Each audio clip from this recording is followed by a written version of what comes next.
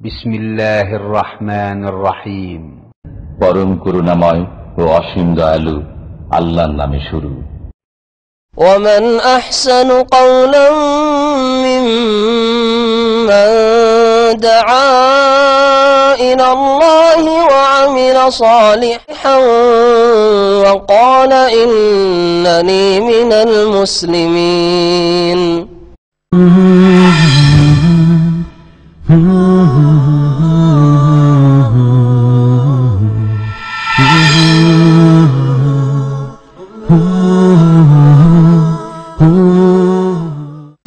السلام عليكم ورحمة الله وبركاته. إن الحمد لله نحمده ونستعينه ونستغفره ونعوذ بالله من شرور أنفسنا ومن سيئات أعمالنا من يهده الله فلا مضل له ومن يضلل فلا هادي له وأشهد أن لا إله إلا الله وحده لا شريك له وأشهد أن محمدا عبده ورسوله صلى الله تعالى عليه وعلى آله وصحبه وسلم تسليما كثيرا. أما بعد فأعوذ بالله من الشيطان الرجيم. إنما يريد الله أن يذهب عنكم الرجس أهل البيت ويطهركم تطهيرا. وقال المؤلف رحمه الله تعالى وقال المؤلف حفظه الله تعالى الفصل الرابع في فضل أهل البيت وما يجب لهم من غير جفاء ولا غلو. أهل البيت هم آل النبي صلى الله عليه وسلم الذين حرمت عليهم الصدقة وهم آل علي وآل جعفر وآل عقيل وآل العباس وبنو الحارث بن عبد المطلب وأزواج النبي صلى الله عليه وسلم وأزواج النبي صلى الله عليه وسلم وبناته لقوله تعالى إنما يريد الله ليذهب عنكم الرجس أهل البيت ويطهركم تطهيرا. মহান আল্লাহর সমস্ত প্রশংসা যে আল্লাহ পাক রব্বুল আলামিন আমাদেরকে হেদায়েত দানের জন্য কোরআনে কারীম নাযিল করেছেন। সালাত এবং সালাম নাযিল হোক প্রিয় মুহাম্মদ রাসূলুল্লাহ সাল্লাল্লাহু আলাইহি ওয়াসাল্লামের উপর, যাকে শেষ রাসূল করেছেন এবং যার মুমিন মুসলিম যারা বংশধর আলে বাইত নবী পরিবার তাদেরকে আল্লাহ পাক বড় মর্যাদা দান করেছেন। এই আলে বাইত সম্পর্কে আজকের আমাদের দর্স আকিদাতুত তাওহীদে আলে বাইত অর্থাৎ আলো বাইতিন নবী সাল্লাল্লাহু আলাইহি ওয়াসাল্লাম, নবী করিম সাল্লাল্লাহু আলাইহি ওয়াসাল্লামের পরিবার যারা, নবী করিম সাল্লাল্লাহু আলাইহি ওয়াসাল্লামের পরিবার যারা। আল বা আহল মানে পরিবার, আল এবং আহল দুটোর মানে হচ্ছে পরিবার। আহল যে কোনো ব্যক্তির পরিবারকে বলা হয়, আর আল বিনাহায়ে এটা সম্ভ্রান্ত মর্যাদা সম্পন্ন পরিবারকে বলা হয়। এতটুকু আল আর আহলে পার্থক্য রয়েছে। এই জন্য নবী করিম সাল্লাল্লাহু আলাইহি ওয়াসাল্লামের পরিবারকে আলে বাইত বলা হয়। আহলে বাইত সাধারণত কমই বলা হয়, যদিও বলা জায়েজ, কিন্তু যেহেতু অধিক মর্যাদা আর রয়েছে আল শব্দে, সেই জন্য আলে বাইত বা আলুল বাইত বলা হয়। যারা আলে বাইত অর্থাৎ নবী করিম সাল্লাল্লাহু আলাইহি ওয়াসাল্লামের পরিবারের অন্তর্ভুক্ত, তাদের জন্য সাদাকা যাকাত হারাম করা হয়েছে। তাদের জন্য গনিমতের ধন সম্পদে ভাগ রয়েছে, ফায়ের ধন সম্পদে ভাগ রয়েছে, তাদের হক রয়েছে, এবং তাদেরকে হাদিয়া ও ঢৌকন দিতে পারেন যে কোনো মুসলিম, কিন্তু তাদের জন্য যাকাত সাদাকা হারাম ছিল। এখনো যদি পরিচয় পাওয়া যায় যে অমুক ব্যক্তি বা অমুক পরিবার এরা নবী করিম সাল্লাল্লাহু আলাইহি ওয়াসাল্লামের বংশের অন্তর্ভুক্ত, তাহলে তাদের জন্য অভাবী হলে যাকাত সাদকা খাওয়া হারাম। লেখক এই সম্পর্কে আলোচনা করেছেন যে আলে বাইত সম্পর্কে অর্থাৎ নবী পরিবার সম্পর্কে আমাদের বিশ্বাস, আমাদের আকীদা কেমন হইতে হবে। আহলে সুন্নাত ওয়াল জামাত সমস্ত ক্ষেত্রে মধ্যমপন্থী, মাঝামাঝি ভূমিকা তাদের। না কোনো ব্যক্তি বস্তু সম্পর্কে বাড়াবাড়ি অতিরঞ্জন করে, আর না কোনো ক্ষেত্রে ঘাটতি ত্রুটি করে। এর মাঝেই সবসময় হক রয়েছে, সত্য রয়েছে। দিন ইসলাম সমস্ত ধর্মের মাঝে মধ্যমপন্থা। ওই রকমই আহলে সুন্নাত ওয়াল জামাতের আকীদা, পথ, পন্থা, মানহাজ হচ্ছে মধ্যম পন্থা। দুই শ্রেণীর বিদাতীদের মাঝখানে। মধ্যম পন্থা সম্পর্কে আমাদের একাধিক আলোচনা আছে, যেগুলো থেকে ইসলাম যে মধ্যম পন্থা এই বিষয়টি স্পষ্ট একজন মানুষ বুঝতে পারবে।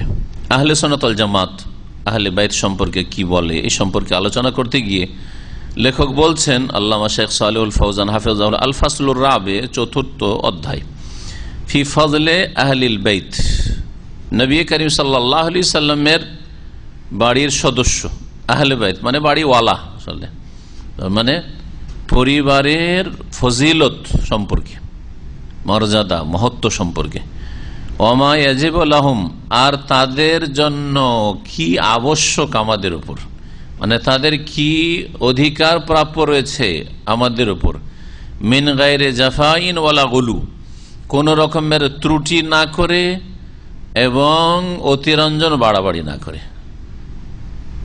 মান মর্যাদা ঘটাবেন না এবং অতিরঞ্জন বাড়াবাড়িও করবেন না। যেই মর্যাদা যেই গুণগুলি আল্লাহ দেননি সেই গুণ যদি আপনি ধারণা করেন তাহলে শিরকি আকীদায় লিপ্ত হবেন। যেই গুণ তাদেরকে দেওয়া হয়নি সেই গুণ যদি দেন তার সেগুলি হচ্ছে আল্লাহর গুণ, আল্লাহর গুণ দিলেই শিরক হয়। আর তাদেরকে আল্লাহ যে সাধারণ মুসলিমদের ওপর শ্রেষ্ঠত্ব দান করেছেন, মর্যাদা দিয়েছেন, সেখান থেকে যদি নিচে নামিয়ে দেন বা তাদের মানহানি করেন, হ্যাঁ, তাদের সম্পর্কে বিদ্বেষ রাখেন, শত্রুতা রাখেন, তাদের সমালোচনা করেন, যারা তাদের মধ্যে মুমিন, শর্ত কিন্তু নবীর বংশের যারা মুমিন সহি আকীদার মানুষ, তাহলে আপনি ত্রুটি করলেন, তাহলে আপনি গুনাহগার হলেন। এ দুইয়ের মাঝে আহলে সুন্নাত ওয়াল জামাতের আকীদা, মানহাজ, ভূমিকা আহলে বাইত সম্পর্কে বলছেন। আহলুল বাইত, আহলে বাইত কাকে বলা হয়? হুম আলুন নবী সাল্লাল্লাহু আলাইহি ওয়াসাল্লাম, নবী করিম সাল্লাল্লাহু আলাইহি ওয়াসাল্লামের বংশধর। আল্লাযীনা হারামাত আলাইহিমুস সাদাকা, যাদের জন্য সাদকা যাকাত হারাম। সাদকা বলতে এখানে যাকাত, কারণ সাদকা আমাদের দেশের ভাষায় সাদকা নফল দানকে বলা হয়, কিন্তু সাদকা কোরআন এবং হাদিসের ভাষায় ফরজ এবং নফল দুটোকে শামিল। আল্লাহ পাক যাকাতের ক্ষেত্রেও সূরা তাওবাতে বলেছেন, খুয মিন আমওয়ালিহিম সাদাকা, তাদের ধন সম্পদ থেকে হে নবী আপনি সাদকা মানে যাকাত গ্রহণ করুন। তো সরকার, মুসলিম সরকার বাধ্য করে যাকাত আদায় করবে, সাদকা আদায় করবে। নফল যদি দান হয়, নফল দান আমি ইচ্ছা হলে করলাম, না হলে করলাম না, কারো চাওয়ার কোনো অধিকার নেই। কিন্তু ফরজ যদি যাকাত হয় আর ইসলামিক স্টেট হয়, ইসলামী খেলাফত হয়, তাহলে সরকারের অধিকার আছে জনসাধারণ থেকে যাকাত আদায় করার। যাদের ওপর যাকাত হারাম তারা হচ্ছেন ওয়াহুম আলু আলীন, তারা হচ্ছেন আলী রাদিয়াল্লাহু তাআলা আনহুর বংশধর। এখন শাখা প্রশাখা করে সবগুলি নবী করিম সাল্লাল্লাহু আলাইহি ওয়াসাল্লাম বংশ যেগুলি উল্লেখ করা হচ্ছে, কিন্তু যাদের বংশধর পৃথিবীতে আছে এবং নবী করিম সাল্লাল্লাহু আলাইহি ওয়াসাল্লামের পরে যারা ছিল মুমিন, তাদের কথা উল্লেখ করে এখানে স্পষ্ট করে দেওয়া হয়েছে যে কারা কারা শামিল হবে নবীর পরিবার বা নবীর বংশধর বললে। তারা হচ্ছেন আলীর বংশ। আলী রাদিয়াল্লাহু তাআলা বংশ মানে আলী রাদিয়াল্লাহু তাআলার ছেলে হাসান হোসাইন। হ্যাঁ, এই হাসান হোসাইন থেকে যত ছেলে মেয়ে জন্মেছে এবং ছেলে মেয়েদের ছেলে মেয়ে জন্মেছে, বংশধর ছড়িয়েছে ছিটিয়েছে, যেখানেই চলে যাক দুনিয়ার হিজরত করে, সে আজারবাইজান উজবেকিস্তান চলে যাক আর ভারত বাংলাদেশ আর চীন চলে যাক, সারা পৃথিবী যেখানে, কিন্তু যদি তার প্রমাণ করতে পারে যে আমরা নবীর বংশের, কোন দিক থেকে নবীর বংশের? আলীর দিক থেকে। আলী, তারপরে আলী রাদিয়াল্লাহু তাআলা নবী সাল্লাল্লাহু আলাইহি ওয়াসাল্লামের একদিক তো চাচাতো ভাই, হ্যাঁ, আলী বিন আবি তালিব, দ্বিতীয় নবী করিম সাল্লাল্লাহু আলাইহি ওয়াসাল্লামের মেয়ে ফাতেমার স্বামী। তো আলীর বংশধরকে আলে বাইত বলা যেতে পারে। আর দ্বিতীয় হচ্ছে ওয়ালো জাফর, জাফর বিন আবি তালিব, আবু তালেবের এক ছেলে আলী আর এক ছেলে হচ্ছে জাফর, জাফর তাইয়ার, যিনি শহীদ হয়েছিলেন মুতার যুদ্ধে রাদিয়াল্লাহু তাআলা আনহু। তার যে আওলাদ, তার বংশধর, তারা হচ্ছে নবীর বংশ, কারণ তিনি ইসলাম গ্রহণ করেছিলেন, সাহাবী তিনি। ওয়া আলু আকিল, আকিল ইবনে আবি তালেব, এই আকিল ও আবু তালেবের ছেলে। তাহলে এরা তিন ভাই, আলী, জাফর, আকিল, এরা তিন ভাই ইসলাম গ্রহণ করেছিলেন, সাহাবী হয়েছিলেন। আর আবু তালেব অন্যান্য কিছু ছেলে ছিল যারা ইসলাম গ্রহণ করেনি, কুফরের অবস্থায় মারা গেছে, যার ফলে ওগুলো শামিল নয় আলে বাইত। ও আলুল আব্বাস, নবী সাল্লাল্লাহু আলাইহি ওয়াসাল্লামের এক চাচা আব্বাস, তার বংশধর ছড়িয়েছে ছিটিয়েছে। সুতরাং আব্বাসের দিক থেকে যদি কেউ প্রমাণ করে দিতে পারে যে আব্বাসের সিলসিলাতে আমি নবী সাল্লাল্লাহু আলাইহি ওয়াসাল্লামের বংশের, তাহলে তার জন্য যাকাত হারাম। আব্বাস রাদিয়াল্লাহু তাআলা বংশের, আব্বাসের কয়েক ছেলে ছিলেন, তার মানে আব্দুল বিন আব্বাস, ফাজল বিন আব্বাস, আরো ছিলেন সব। আর হচ্ছেন ওবানুল হারিস ইবনে আব্দুল মুত্তালিব, আব্দুল মুত্তালিব যে নবী সাল্লাল্লাহু আলাইহি ওয়াসাল্লামের দাদা, তার ছেলের নাম হারিস। তাহলে দাদার ছেলে কে হয়? চাচা। তাহলে হারিস হচ্ছেন কে? রাসূলুল্লাহ সাল্লাল্লাহু আলাইহি ওয়াসাল্লামের চাচা। হারিস বিন আব্দুল মুত্তালিবের সন্তানরা বানুন ছিল। ইবনুনের জামা সালেম হচ্ছে বানুন, বানিন, আল মাল ওয়াল বানুনা। এখানে বানু এজাফত হয়েছে হারেসের দিকে, এজাফত হলে জমার নুনটা পড়ে যায়, এজন্য বানু হয়ে গেছে। ওই রকমই বানি ইসরাইল, বানিনা ইসরাইল ছিল, ইসরাইলের সন্তানরা। তো বানি মোজাফ, বানিন মোজাফ আর ইসরাইল মোজাফ এলে যখন হয়েছে তখন বানিনের শেষে যে নুনটা আছে নুনটা পড়ে গেছে, হযফ হয়ে গেছে। হারিস বিন আব্দুল মুত্তালিবের সন্তানরা, তো হারিস হচ্ছেন রাসূলুল্লাহ সাল্লাল্লাহু আলাইহি ওয়াসাল্লামের চাচা। তাহলে হারিসের সন্তানরা রাসূলুল্লাহ সাল্লাল্লাহু আলাইহি ওয়াসাল্লামের কে? চাচাতো ভাই। তাদের একজনের নাম আবু সুফিয়ান, আবু সুফিয়ান বিন হারিস। হুনাইনের যুদ্ধে যখন লোকেরা পলাতক অবস্থায় কাফেরদের তীরের বর্ষণে, তখন রাসূলুল্লাহ সাল্লাল্লাহু আলাইহি ওয়াসাল্লাম সামনের দিকে বাড়ছিলেন, রাসূলুল্লাহ সাল্লাল্লাহু আলাইহি ওয়াসাল্লাম খচ্চরের উপর ছিলেন, খচ্চরের একদিকের লাগাম টেনেছিলেন আব্বাস রাদিয়াল্লাহু তাআলা আনহু চাচা, আর এক দিকেরটা ধরেছিলেন, টানছিলেন যাতে করে আগে না বেড়ে কাফেরদের মধ্যে না ঢুকে যায় নবী সাল্লাল্লাহু আলাইহি ওয়াসাল্লামের খচ্চর। নবী সাল্লাল্লাহু আলাইহি ওয়াসাল্লাম সামনের দিকে বাড়বেন, ক্ষয়ক্ষতি হতে পারে, এইভাবে তারা টেনে ধরেছিলেন দুই দিক থেকে। দ্বিতীয় ব্যক্তি আব্বাস একদিকে, আর একদিকে ছিলেন আবু সুফিয়ান ইবনুল হারিস, আবু সুফিয়ান। তো এরা সব নবী সাল্লাল্লাহু আলাইহি ওয়াসাল্লামের বংশের অন্তর্ভুক্ত, আলে বাইতের অন্তর্ভুক্ত। আর আলের অন্তর্ভুক্ত কারা বলছেন? আজওয়াজুন নবী সাল্লাল্লাহু আলাইহি ওয়াসাল্লাম, নবী করিম সাল্লাল্লাহু আলাইহি ওয়াসাল্লামের বিবিগণ। নবী সাল্লাল্লাহু আলাইহি ওয়াসাল্লামের এক যুগে 9 জন বিবি ছিলেন, আর 2 জন নবী সাল্লাল্লাহু আলাইহি ওয়াসাল্লামের জীবদ্দশায় মারা গেছেন। হ্যাঁ, তো 11 জন। এছাড়া বাকিগুলো নবী সাল্লাল্লাহু আলাইহি ওয়াসাল্লামের বিবি ছিলেন না দাসী ছিলেন, দ্বিমত রয়েছে, আর কয়েকজনের নাম আছে। তো নবী সাল্লাল্লাহু আলাইহি ওয়াসাল্লামের বিবিরাও নবী সাল্লাল্লাহু আলাইহি ওয়াসাল্লামের কি পরিবার, আলের অন্তর্ভুক্ত, মানে পরিবারের অন্তর্ভুক্ত।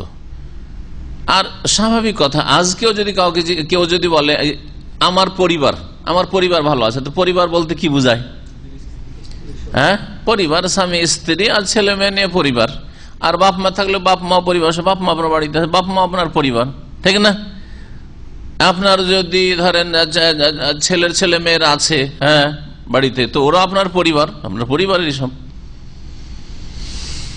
তো নবী সাল্লাল্লাহু আলাইহি ওয়াসাল্লামের বিবিরা অবশ্যই আলে বাইতের পরিভাষার মধ্যে শামিল। এই কথা এই জন্যই বলছি যে রাফেজি শিয়ারা তারা আলীর বংশধরকে তো বলে যে এরা হচ্ছে আলে বাইত, কিন্তু নবীর বিবিদের সাথে চরম শত্রুতা তাদের, বরং নবীর বিবিদেরকে তারা কাফের বলে। আয়েশা রাদিয়াল্লাহু তাআলা সবচেয়ে প্রিয়তম বিবিকে বলে যে এমন কাফের যে আল্লাহ তাকে জবাই করতে বলেছে। তাদের শয়তানি তাফসীর ইন্নাল্লাহা ইয়ামুরুকুম আন তাযবাহু বাকারা, আল্লাহ তোমাদেরকে হুকুম দিচ্ছেন যে তোমরা কি করো, গাভী জবাই করো। বলছে গাভী মানে আয়েশাকে জবাই করতে হবে আল্লাহ বলছেন। এগুলো হলো ইরানিদের তাফসীর। এক শ্রেণীর মূর্খরা আমাদের যারা রাজনৈতিক সংগঠন করে বলে যে ইরান ইসলামী দেশ, কেমন ইসলামী দেশ বুঝেন এখন। নবী করিম সাল্লাল্লাহু আলাইহি ওয়াসাল্লামের বিবিগণ হচ্ছে কি নবী পরিবার অন্তর্ভুক্ত। ওয়াবানাতুহু, আর নবী সাল্লাল্লাহু আলাইহি ওয়াসাল্লামের মেয়েরা, একটা মেয়ে, শিয়ারা একটা মেয়ে ছাড়া বাকি মেয়ের নামই জানে না। আর এটা কোনো মুখস্থ কথা না। শিয়া ড্রাইভারের সাথে এর আগে আমি বয়ান করেছি, আপনাদের অনেকে পুরাতন যারা শুনেছেন। ওমরায় গেছি, অনেকদিন আগের কথা, 10-12 বছর আগের কথা। ওমরায় গেছি, কিছু প্রাইজ টাইজ বিতরণ করছি, ফেরার পথে সম্ভবত, শিয়া ড্রাইভার। তো আমি জিজ্ঞেস করছি নবীর বিবি কয়জন, তো 2জন না 3জন হয়তো সুডানি বা আরবিয়ান ছিল। তো প্রশ্নটা একবার আরবিতে করছি, একবার বাংলায় করছি। তো উত্তরে যখন বললো যে 4জন মেয়ে, জাইনাব বিনতে রাসূলিল্লাহ, আর রোকাইয়া বিনতে রাসূলিল্লাহ, 3 নম্বর হচ্ছে উম্মে কুলসুম বিনতে রাসূলিল্লাহ, আর ফাতিমা বিনতে রাসূলিল্লাহ। 4টা যে বলতে পারলো তাকে প্রাইজ দিলাম।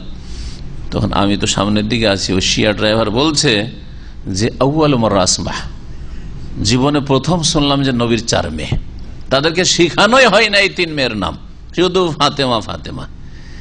আর এরই কুপ্রভাব পড়েছে, শিয়াদের কুপ্রভাব বিদাতীদেরও পড়েছে। আমাদের দেশের লোকেরা মা ফাতেমা বলে, কিন্তু মা জাইনাব জীবনেও শোনেন নাই, মা রোকাইয়া জীবনেও শোনেন নাই, মা উম্মে কুলসুম কখনো শোনেন নাই।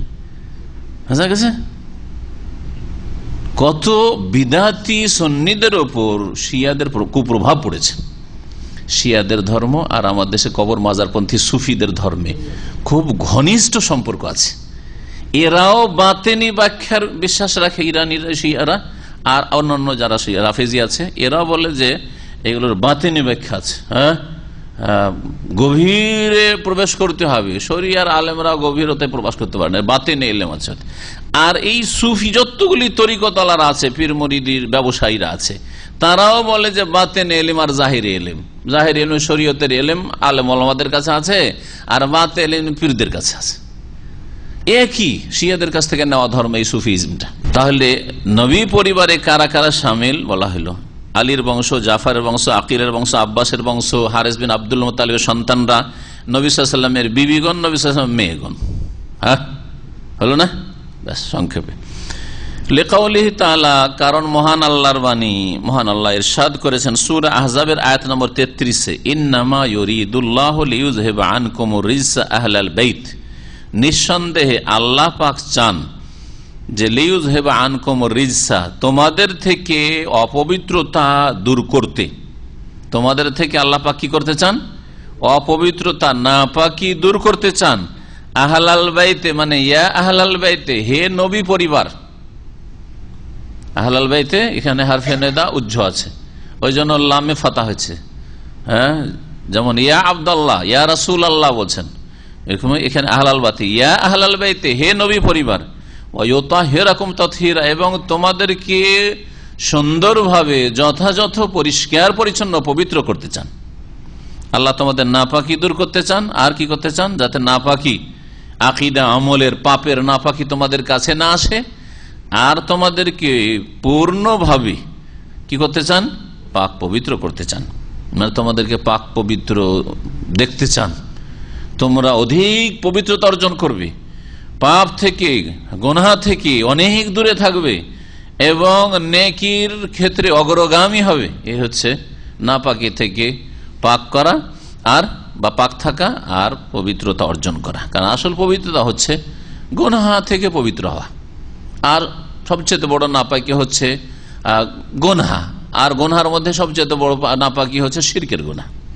যদি নবী পরিবারের দোহাই দেওয়ার পরে শিরক কুফরিতে ডুবে থাকে, যেমন বর্তমান শিয়া আর ওই সুফিদের ধর্মে শিরক ছাড়া এদের ধর্মের কিছু নেই, শিরকি আকীদা সব।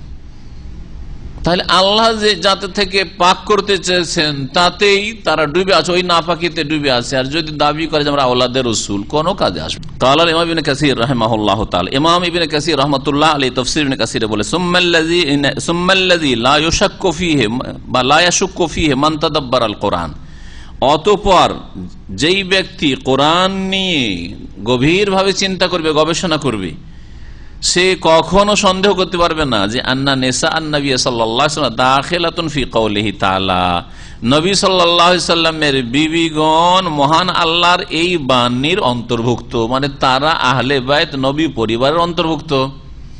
কোরআনের এই আয়াত সূরা আহজাবের আয়াত নম্বর 33 এর উপর গভীরভাবে একটু যদি চিন্তা করে, এই আয়াত নিয়ে পড়াশোনা করে, তাহলে স্পষ্ট বুঝতে পারবে যে এই আয়াতে বরং প্রথম শামিল নবীর বিবিগণ। আমরা ছেলে মেয়ে হয়নি, তারা বলছেন আমার পরিবার, বলছেন না স্ত্রী পরিবার, তাহলে প্রথমখানে স্ত্রী প্রবেশ করছে পরিবারে।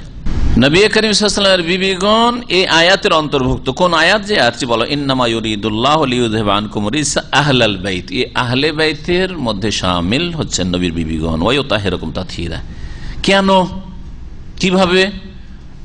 যদি কোনো একটা কথার উপর গভীরভাবে চিন্তা করেন তাহলে কাটা ছেঁড়া করলে হবে না। ওই প্রসঙ্গে যতটা কথা আছে সবটাই শুরু থেকে শেষ পর্যন্ত শুনতে হবে, না হয় পড়তে হবে, ঠিক কিনা? পড়ার হলে পড়তে হবে, শোনার হলে শুনতে হবে। আমার বক্তব্যের একটা লাইন যদি শুধু কেটে নেন, আগের সাথে কোনো সম্পর্ক, পরের সাথে সম্পর্ক নাই, তাহলে আমার সহি বক্তব্যকে কুফরি শিরকে পরিণত করে দিতে পারবেন, ঠিক না? করা যাবে না? যাবে না? করা যাবে। কোরআনের এই আয়াতগুলি নিয়ে একটু গভীরভাবে চিন্তা করলে আগে আর পরে কি বলা হয়েছে, যেটাকে আরবিতে সিয়াক এবং সাবাক। সাবাক মানে অতীতে যা বলা হয়েছে, আর সিয়াক মানে যা আসছে, মানে যে প্রসঙ্গ। আয়াতের যে প্রসঙ্গ হচ্ছে নবীর বিবিগণ। কারো কাছে কোরআন থাকলে কোরআন খুলে দেখেন, আয়াত নম্বর 32 থেকে খুলে দেখেন, তাহলে বুঝতে পারবেন। হ্যাঁ, সূরা আহজাব। আল্লাহ পাক কি বলছেন? ইয়া নিসা আন-নবী, হে নবীর বিবিগণ। আয়াতগুলি শুনিয়ে দিই, 2-3টা আয়াত, তাহলে বুঝতে পারবেন। ইয়া নিসা আন-নবী, হে নবীর বিবিগণ। সম্বোধন কাকে করা হয়েছে? নবীর বিবিদেরকে। লাস্তুন্না কাআহাদিম মিনান নিসা, তোমরা অন্যান্য মহিলাদের, নারীদের মতো না। ইনি তাকাইতুন্না, তোমরা যদি আল্লাহকে ভয় করো, সংযত পাপমুক্ত থাকতে চাও, তাকওয়া অর্জন করতে চাও, ফালা তাখযানা বিল কওল, তাহলে তোমরা মিষ্টি সুরে, নরম সুরে কথা বলবে না পুরুষদের সাথে, অপর পুরুষের সাথে।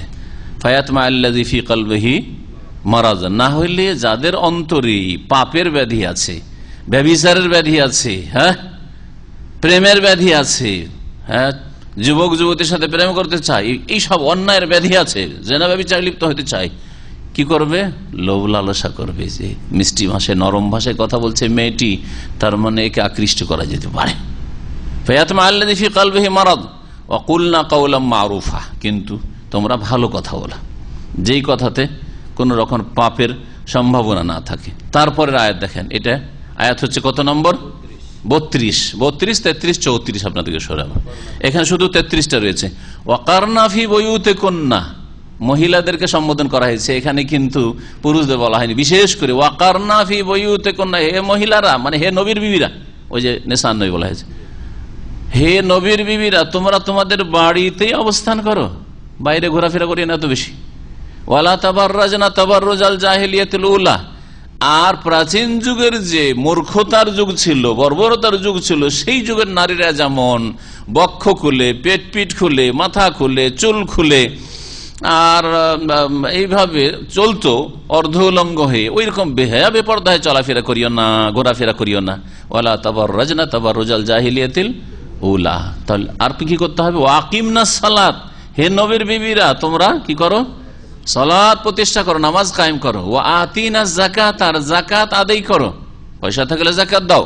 আর ওয়া আতিনাল্লাহ ওয়া রাসূলা, আল্লাহ এবং রাসূলের কথা মানো, আনুগত্য করো। তারপরে এই অংশটুকু রয়েছে, ইন্নামা ইউরিদুল্লাহু লিইউযহিবা আনকুম রিজসা আহলাল বাইত ওয়া ইউতাহিরাকুম তাতহীরা। কথা কার সম্পর্কে চলছিল?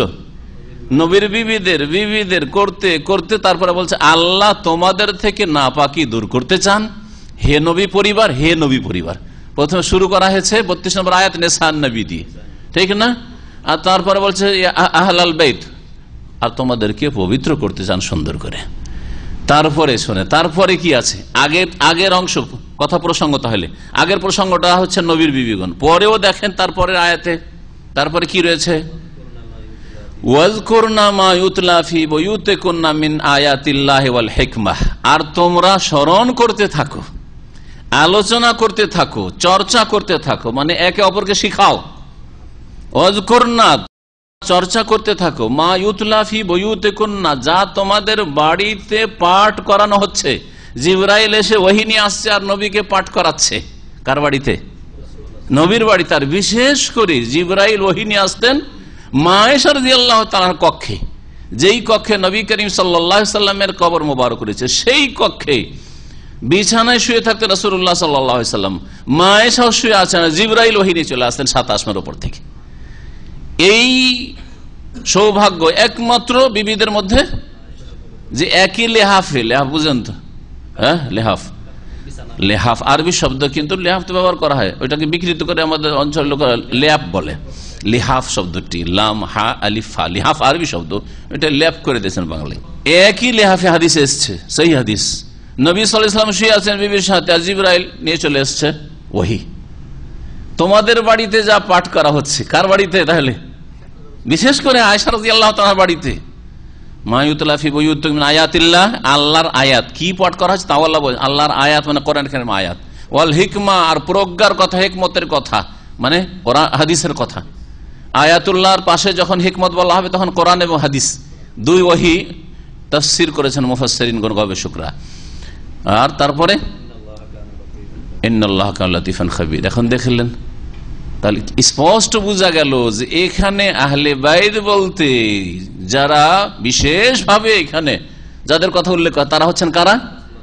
নবী সাল্লাল্লাহু আলাইহি ওয়াসাল্লাম বিবিগণ। আর তারপরে তখন তার ভাই বেরাদর, আশেপাশের চাচাতো ভাই, চাচাতো ভাইয়ের সন্তানরা, চাচার সন্তানরা, ওরা তার অন্তর্ভুক্ত হবেন, আহলে বাইতের অন্তর্ভুক্ত হবেন। তার আগে মেয়েরা, স্ত্রী এবং মেয়েরা। ফাইনা সিয়াকাল কালাম মাহুন্না, কারণ কথার যে প্রসঙ্গ রয়েছে তাদের সাথে রয়েছে, নবীর বিবিদের সাথে রয়েছে। ওয়ালাহাযা কালা বাদা হাযা কুল্লিহি, এই জন্য এই সমস্ত কথার পরে আল্লাহ কি বলছেন আয়াত নম্বর 34-এ, যে অংশটুকু তরজমা করে দিচ্ছি, ওয়াজকুরনা মা ইউতলা ফি বুয়ুতিকুন্না মিন আয়াতিল্লাহি ওয়াল হিকমা। তাহলে লেখক পরের আয়াতটা 34 উল্লেখ করেছে, 32 উল্লেখ করেনি। আমি একটু বেশি ফায়দা হোক বলে 32, 33, 34 করে দিলাম, যাতে করে ইয়া নেসা নবী দিয়ে নবীর বিবিগণকে সম্বোধন শুরু করা হয়েছে, যাতে আরো স্পষ্ট হয়ে যায় যে আলে বাইত নবী পরিবারে প্রথম যারা শামিল তারা হচ্ছেন নবীর বিবিগণ। এই এর অর্থ কি তরজমা তো করেছি। ওয়া আমালনা বিমা, আলোচনা করো, চর্চা করো। এর একটা তাফসীর করছেন যে তোমরা জিকির করো মানে আমল করো। কোরআনের আয়াত নাযিল হয়েছে, এগুলো আমল করো। নবী সাল্লাল্লাহু আলাইহি ওয়াসাল্লাম হাদিসের কথা চর্চা হচ্ছে, আমল করো। কারণ আসল উদ্দেশ্য হচ্ছে আমল করা। কোরআন নাযিল করা হয়েছে আমল করার জন্য, রাসূলের হাদিস আমল করার জন্য, কাজে পরিণত করার জন্য। তাই বলছেন ওয়া আমালনা বিমা ইউনজিলুল্লাহু তাবারাকা ওয়া তাআলা আলা রাসূলিহি সাল্লাল্লাহু আলাইহি ওয়াসাল্লাম, তোমরা আমল করো ওই সব কথার উপর যা আল্লাহ তাবারাকা ওয়া তাআলা তার রাসূল সাল্লাল্লাহু আলাইহি ওয়াসাল্লামের উপর নাযিল করছেন। ফি বুয়ুতিকুন্না, তোমাদের বাড়ির ভিতরে, মিনাল কিতাব ওয়াস সুন্নাহ, কোরআন এবং হাদিস।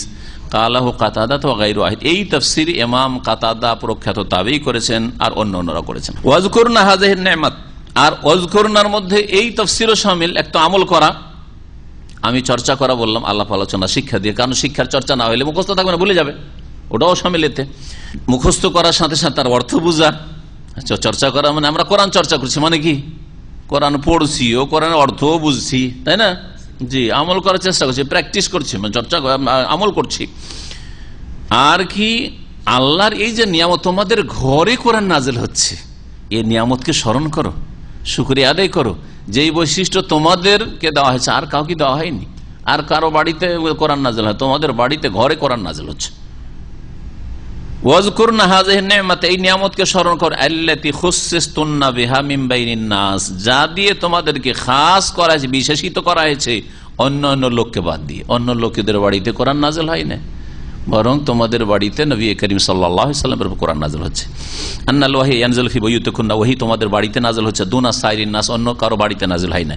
ওয়া আয়েশা আস-সিদ্দিকা বিনতু সিদ্দিক রাদিয়াল্লাহু আনহা আওলাহুন্না বিহাযিহিন নি'মাতি, আর বিশেষ করে আয়েশা সিদ্দিকা আর সিদ্দিকের মেয়ে আবু বকর সিদ্দিকের মেয়ে রাদিয়াল্লাহু তাআলা আনহুম এই নিয়ামতের অধিক হক রাখেন, কারণ তার বাড়িতেই কি হইতো, ওহী নাযিল হইতো। ওয়া আখাসসুহুন্না মিন হাযিহি রাহমাতিল আমিমা, এই যে ব্যাপক রহমত আল্লাহ পাকের, এই রহমতের সাথে বিশেষভাবে তার সম্পর্ক। ফাইন লাহু লাম ইয়ানজিল আলা রাসূলিল্লাহ সাল্লাল্লাহু আলাইহি ওয়া ফি ফিরাশি ইমরাতিন সিওয়াহা, কারণ রাসূলুল্লাহ সাল্লাল্লাহু আলাইহি ওয়াসাল্লামের উপর ওহী এই আয়েশা রাদিয়াল্লাহু তাআলা আনহা ছাড়া অন্য কোন বিবির বিছানায় নাযিল হয়নি, কিন্তু আয়েশার বিছানায় নবী সাল্লাল্লাহু আলাইহি ওয়াসাল্লাম শুয়ে আছেন, ওই সময় ওহী নাযিল হয়েছে। কামানা সাল্লাল্লাহু সাল্লাওয়াতুল্লাহ সাল্লামু আলাইহি, আর এটি কথা অন্য কারো না, কোন সাহাবীরও না, মা আয়েশারও না, বরং নবী সাল্লাল্লাহু আলাইহি ওয়াসাল্লাম বলছেন, দেখো অন্য স্ত্রীরা যখন সতীনদের একে অপরের সাথে মাঝে মাঝে কিছু হয় হয়তো, দেখো তোমাদের মধ্যে আয়েশা এমন যে এমন কেউ নেই তোমাদের মধ্যে যে যার বিছানায় ওহী নাযিল হয়েছে আয়েশা ছাড়া, সুতরাং তোমরা আয়েশার হিংসা করিও না। আয়েশার আল মর্যাদা রয়েছে আল্লাহ পাকের কাছে, না হলে জিবরাইল আসতো না এখানে, জিবরাইলকে আল্লাহ পাঠাতেন না। এমন সময় পাঠাতে যখন আমি মসজিদে নববীতে থাকতাম, বাইরে থাকতাম, তোমাদের ঘরে ওহি আসে না, তো ওর ঘরে ওর বিছানায় ওহি আসতো না, কিন্তু ওর বিছানাতে আমি শুয়ে থাকা অবস্থায় ওহি এসছে। এই মর্যাদা একমাত্র হাসিল হয়েছে আয়েশা সিদ্দিকা বিনতে সিদ্দিক রাদিয়াল্লাহু তাআলা আনহুম কে। কামানাস আলা যালিক সাল্লাল্লাহু আলাইহি ওয়াসাল্লাম, যেমন স্পষ্ট করে বলেছেন রাসূলুল্লাহ সাল্লাল্লাহু আলাইহি ওয়াসাল্লাম স্বয়ং এই কথাটি। ওয়াকালা বাদুল উলামা, কিছু কিছু উলামারা বলেছেন লিআন্নাহু লাম ইয়াতাজাওয়াজ বিকরান সিওয়াহা। আর আয়েশা সিদ্দিকা রাদিয়াল্লাহু তাআলা আনহার যে বৈশিষ্ট্য, কারণ নবী সাল্লাল্লাহু আলাইহি ওয়াসাল্লাম এই আয়েশা ছাড়া অন্য কোনো কুমারীকে বিবাহ করেননি। অন্যগুলি যে বিয়ে করেছেন সেগুলির আগে স্বামী ছিল, হয় তালাক প্রাপ্তা অথবা বিধবা, কিন্তু অন্য স্বামীর মুখ দেখেছে, অন্য স্বামীর সংসার করেছে, অন্য স্বামী থেকে অনেকের ছেলে মেয়ে হয়েছে। কিন্তু আয়েশা রাদিয়াল্লাহু তাআলা আনহা একেবারে কুমারী। এই বৈশিষ্ট্য যেহেতু তাকে হাসিল আছে। ওয়ালাম ইয়ানাম মাহা রাজুলুন ফি ফিরাশিহা সিওয়াহু সাল্লাল্লাহু আলাইহি ওয়াসাল্লাম। আর এটাও আয়েশার বৈশিষ্ট্য যে ওয়ালাম ইয়ানাম মাহা, তার সাথী অর্থাৎ আয়েশা রাদিয়াল্লাহু তাআলা আনহার সাথী, তার বিছানায় রাসূলুল্লাহ সাল্লাল্লাহু আলাইহি ওয়াসাল্লাম ছাড়া আর কেউ শয়ন করেন নাই, মানে ওর বিছানায় কোনো পুরুষ কখনো আসে নাই, বোঝা গেছে। কিন্তু অন্য অন্য যারা বিধবা বা তালাক প্রাপ্তা, এমন একটা সময় ছিল যখন নবী সাল্লাল্লাহু আলাইহি ওয়াসাল্লামের স্ত্রী হননি, তখন তাদের স্বামীরা ছিল, সুতরাং তাদের বিছানা অন্য স্বামীরা এসছে। উদ্দেশ্য হচ্ছে ইউরিদু আন্নাহা লাম তাতাজাওয়াজ গায়রা, উদ্দেশ্য হচ্ছে বা এর অর্থ হচ্ছে যে মা আয়েশা রাদিয়াল্লাহু তাআলা আনহা নবীকে ছাড়া আর কাউকে বিয়ে করেনি, কারো সাথে বিয়ে বসেন নাই। ফানাসাবা আন তুখাসসাসা বিহাযিহিল মাজিয়া, সুতরাং তার জন্য এই বৈশিষ্ট্য বিশেষিত হওয়া উপযোগী, যে মর্যাদা আল্লাহ দিয়েছেন। ওয়ান তুফরাদা বিহাযিহিল মারতাবাতিল আলিয়া, আর এই উচ্চ মর্যাদা তাকেই শুধু দেওয়া হয়েছে যে তার বাড়িতে, তার কক্ষে এবং তার বিছানায় ওহী নাযিল হচ্ছে নবীর উপর সাল্লাল্লাহু আলাইহি সাল্লাম, এর হকদার তিনি। ওয়ালাকিন ইযা কানা আজওয়াজু মিন আহলি বাইতিহি ফাকারাবাতুহু আহাক্কু বিহাযিহি তাসমিয়া, ইনতাহা মিন তাফসীর ইবনে কাসির। এগুলো ইমাম ইবনে কাসিরের কথা চলছে, তাফসীর ইবনে কাসির থেকে বলছেন যে যখন নবী করিম সাল্লাল্লাহু আলাইহি সাল্লামের বিবিগণ অন্য বংশেরও যদি হয়, তারপরেও যখন তার পরিবারের শামিল, তাহলে তার যেগুলি আত্মীয় স্বজন যাদের সাথে রক্তের সম্পর্ক আছে, তারা এই নামের আলে বাইতের নামের অধিক হক রাখে, তারাও, কারণ তাদের সাথে রাসূলুল্লাহ সাল্লাল্লাহু আলাইহি ওয়াসাল্লামের রক্তের সম্পর্ক। ইনতাহা মিন তাফসীর ইবনে কাসির, তাফসীর ইবনে কাসির থেকে ইমাম ইবনে কাসিরের কথা এখানে শেষ হলো। আহলুস সুন্নাত ওয়াল জামাত ইউহিব্বুনা আহলা বাইত রাসূলিল্লাহ। আহলুস সুন্নাত ওয়াল জামাত, আহলে সুন্নাত মানে যারা কোরআন সুন্নাহর অনুসারী, আর আল জামাত মানে যারা জামাতুস সাহাবা, সাহাবায়ে কেরামের দলের অনুসারী, তাদের তরিকা চলে, আর কোন তরিকা তাদের কাছে নেই। কোরআন এবং হাদিসের দলিল অনুযায়ী চলে। আর নবী করিম সাল্লাল্লাহু আলাইহি ওয়াসাল্লামের জামানায় যেই রকম সাহাবায়ে কেরামদের আকীদা আমল ছিল, সেই পথের উপর যারা চলে, কিয়ামত পর্যন্ত যারা এই পথের উপর থাকবে, তাদেরকে আহলে সুন্নাত বলা হবে, আহলে সুন্নাত ওয়াল জামাত। কারণ অনেকে, জামাত কথাটি এই জন্য বাড়ানো জরুরি, অনেকে আছে যে হয়তো দাবি করে যে আমরা আহলে সুন্নাত, জাল জয়ীফ হাদিস পেশ করে বা সহি হাদিস পেশ করে, হাদিসের অপব্যাখ্যা করে, আয়াতের অপব্যাখ্যা করে, আয়াত থেকে শিরক বিদআত সাব্যস্ত করার চেষ্টা করে, হাদিস থেকে শিরক বিদআত সাব্যস্ত করার চেষ্টা করে। সাহাবায়ে কেরামদের আদর্শে তাদের আকীদাগুলি ছিল না, নতুন আকীদা নিয়ে এসেছে। আয়াতের অপব্যাখ্যা করে মিলাদ সাব্যস্ত করার চেষ্টা করা, আয়াতের অপব্যাখ্যা করে মাজার পূজা সাব্যস্ত করার চেষ্টা করা, হাদিসের অপব্যাখ্যা করে যারা নেক মানুষ ওলিয়া উলিয়া তাদের কাছ থেকে চাওয়া, জাল হাদিস পেশ করার চেষ্টা করা, আর দাবি করে যে আমরা তাহলে সুন্নাত হাদিস মানি, তো অথচ জাল জয়ীফ অথবা হাদিসের অপব্যাখ্যা। কিন্তু সাহাবায়ে কেরামদের জামানায় কোথায় পাকা কবর ছিল না? পাকা কবরকে নবী সাল্লাল্লাহু আলাইহি ওয়াসাল্লাম বলেছেন, যাও যেখানে একটু উঁচা, পাকা তো দূর কথা, উঁচাও যদি কবর পাও, মাটি দিয়ে শুধু উঁচা করা হয়েছে, 1 বিঘতের বেশি যদি উঁচা কবর পাও, তো নবী কি বলেছেন? ইল্লা সাওয়াইতু, একবারে সমতল করে দাও, কোন উঁচা কবর রাখবে না। তো বলছেন যে আহলে সুন্নাত ওয়াল জামাত রাসূলুল্লাহ সাল্লাল্লাহু আলাইহি ওয়াসাল্লামের পরিবারকে ভালোবাসে, ইউহিব্বুন, ভালোবাসে। যদি আহলে সুন্নাত হয় তো নবীর বংশধরকে ভালোবাসবে। ওয়া ইয়াতাওয়াল্লাউনহুম, তাদের সাথে মিত্রতা রাখে, বন্ধুত্ব রাখে। ওয়া ইয়াহফাজুনা ফীহিম ওয়াসিয়াত রাসূলিল্লাহ সাল্লাল্লাহু আলাইহি ওয়াসাল্লাম, এবং তাদের ক্ষেত্রে যে রাসূলুল্লাহ সাল্লাল্লাহু আলাইহি ওয়াসাল্লামের ওসিয়ত রয়েছে, উপদেশ রয়েছে, তার সুরক্ষা করে, মানে খেয়াল রাখে যে নবী আমাদেরকে সদুপদেশ দিয়েছেন যে আমার বংশধরের সাথে তোমরা ভালো আচরণ করিও, আমার পরিবারের সাথে ভালো আচরণ করি। হাইসু ক্বালা ইয়াউমা গাদির খুম, রাসূলুল্লাহ সাল্লাল্লাহু আলাইহি সাল্লাম খুম নামক জায়গার একটি পুকুর বা পানির জায়গা ছিল, গাদির পুকুরকে বলা হয় আরবি ভাষায়। ওখানে একটা গর্তে পানি ছিল, ওই জায়গায় কোনো এক সময় অবস্থান করেছিলেন। সেই দিনে এই উপদেশটি করেছিলেন, কি বলেছিলেন? ওযাক্কিরুকুমুল্লাহ ফি আহলি বাইতি, আমার পরিবার সম্পর্কে তোমাদেরকে আল্লাহকে স্মরণ করাচ্ছি, মানে আল্লাহকে ভয় করি। আমার পরিবার, আমার বংশধরের উপর তোমরা জুলম অত্যাচার করিও না, তাদের সাথে ভালো ব্যবহার করিও। নবী করিম সাল্লাল্লাহু আলাইহি ওয়াসাল্লামের কাছে ভবিষ্যৎবাণী ছিল, আল্লাহর পক্ষ থেকে ওহী ছিল যে আগামীতে এমন কেউ আসবে যারা আমার পরিবারের, আমার বংশধরের হক নষ্ট করবে, তাদের উপর জুলম অত্যাচার করবে। হাসান রাদিয়াল্লাহু তাআলা আনহুকে বিষ দিয়ে মারলো, তারপরে আলী রাদিয়াল্লাহু তাআলা, তার আগে আলী রাদিয়াল্লাহু তাআলা আনহুকে ফজরের নামাজ পড়তে যাচ্ছেন খারেজি খুন করলো।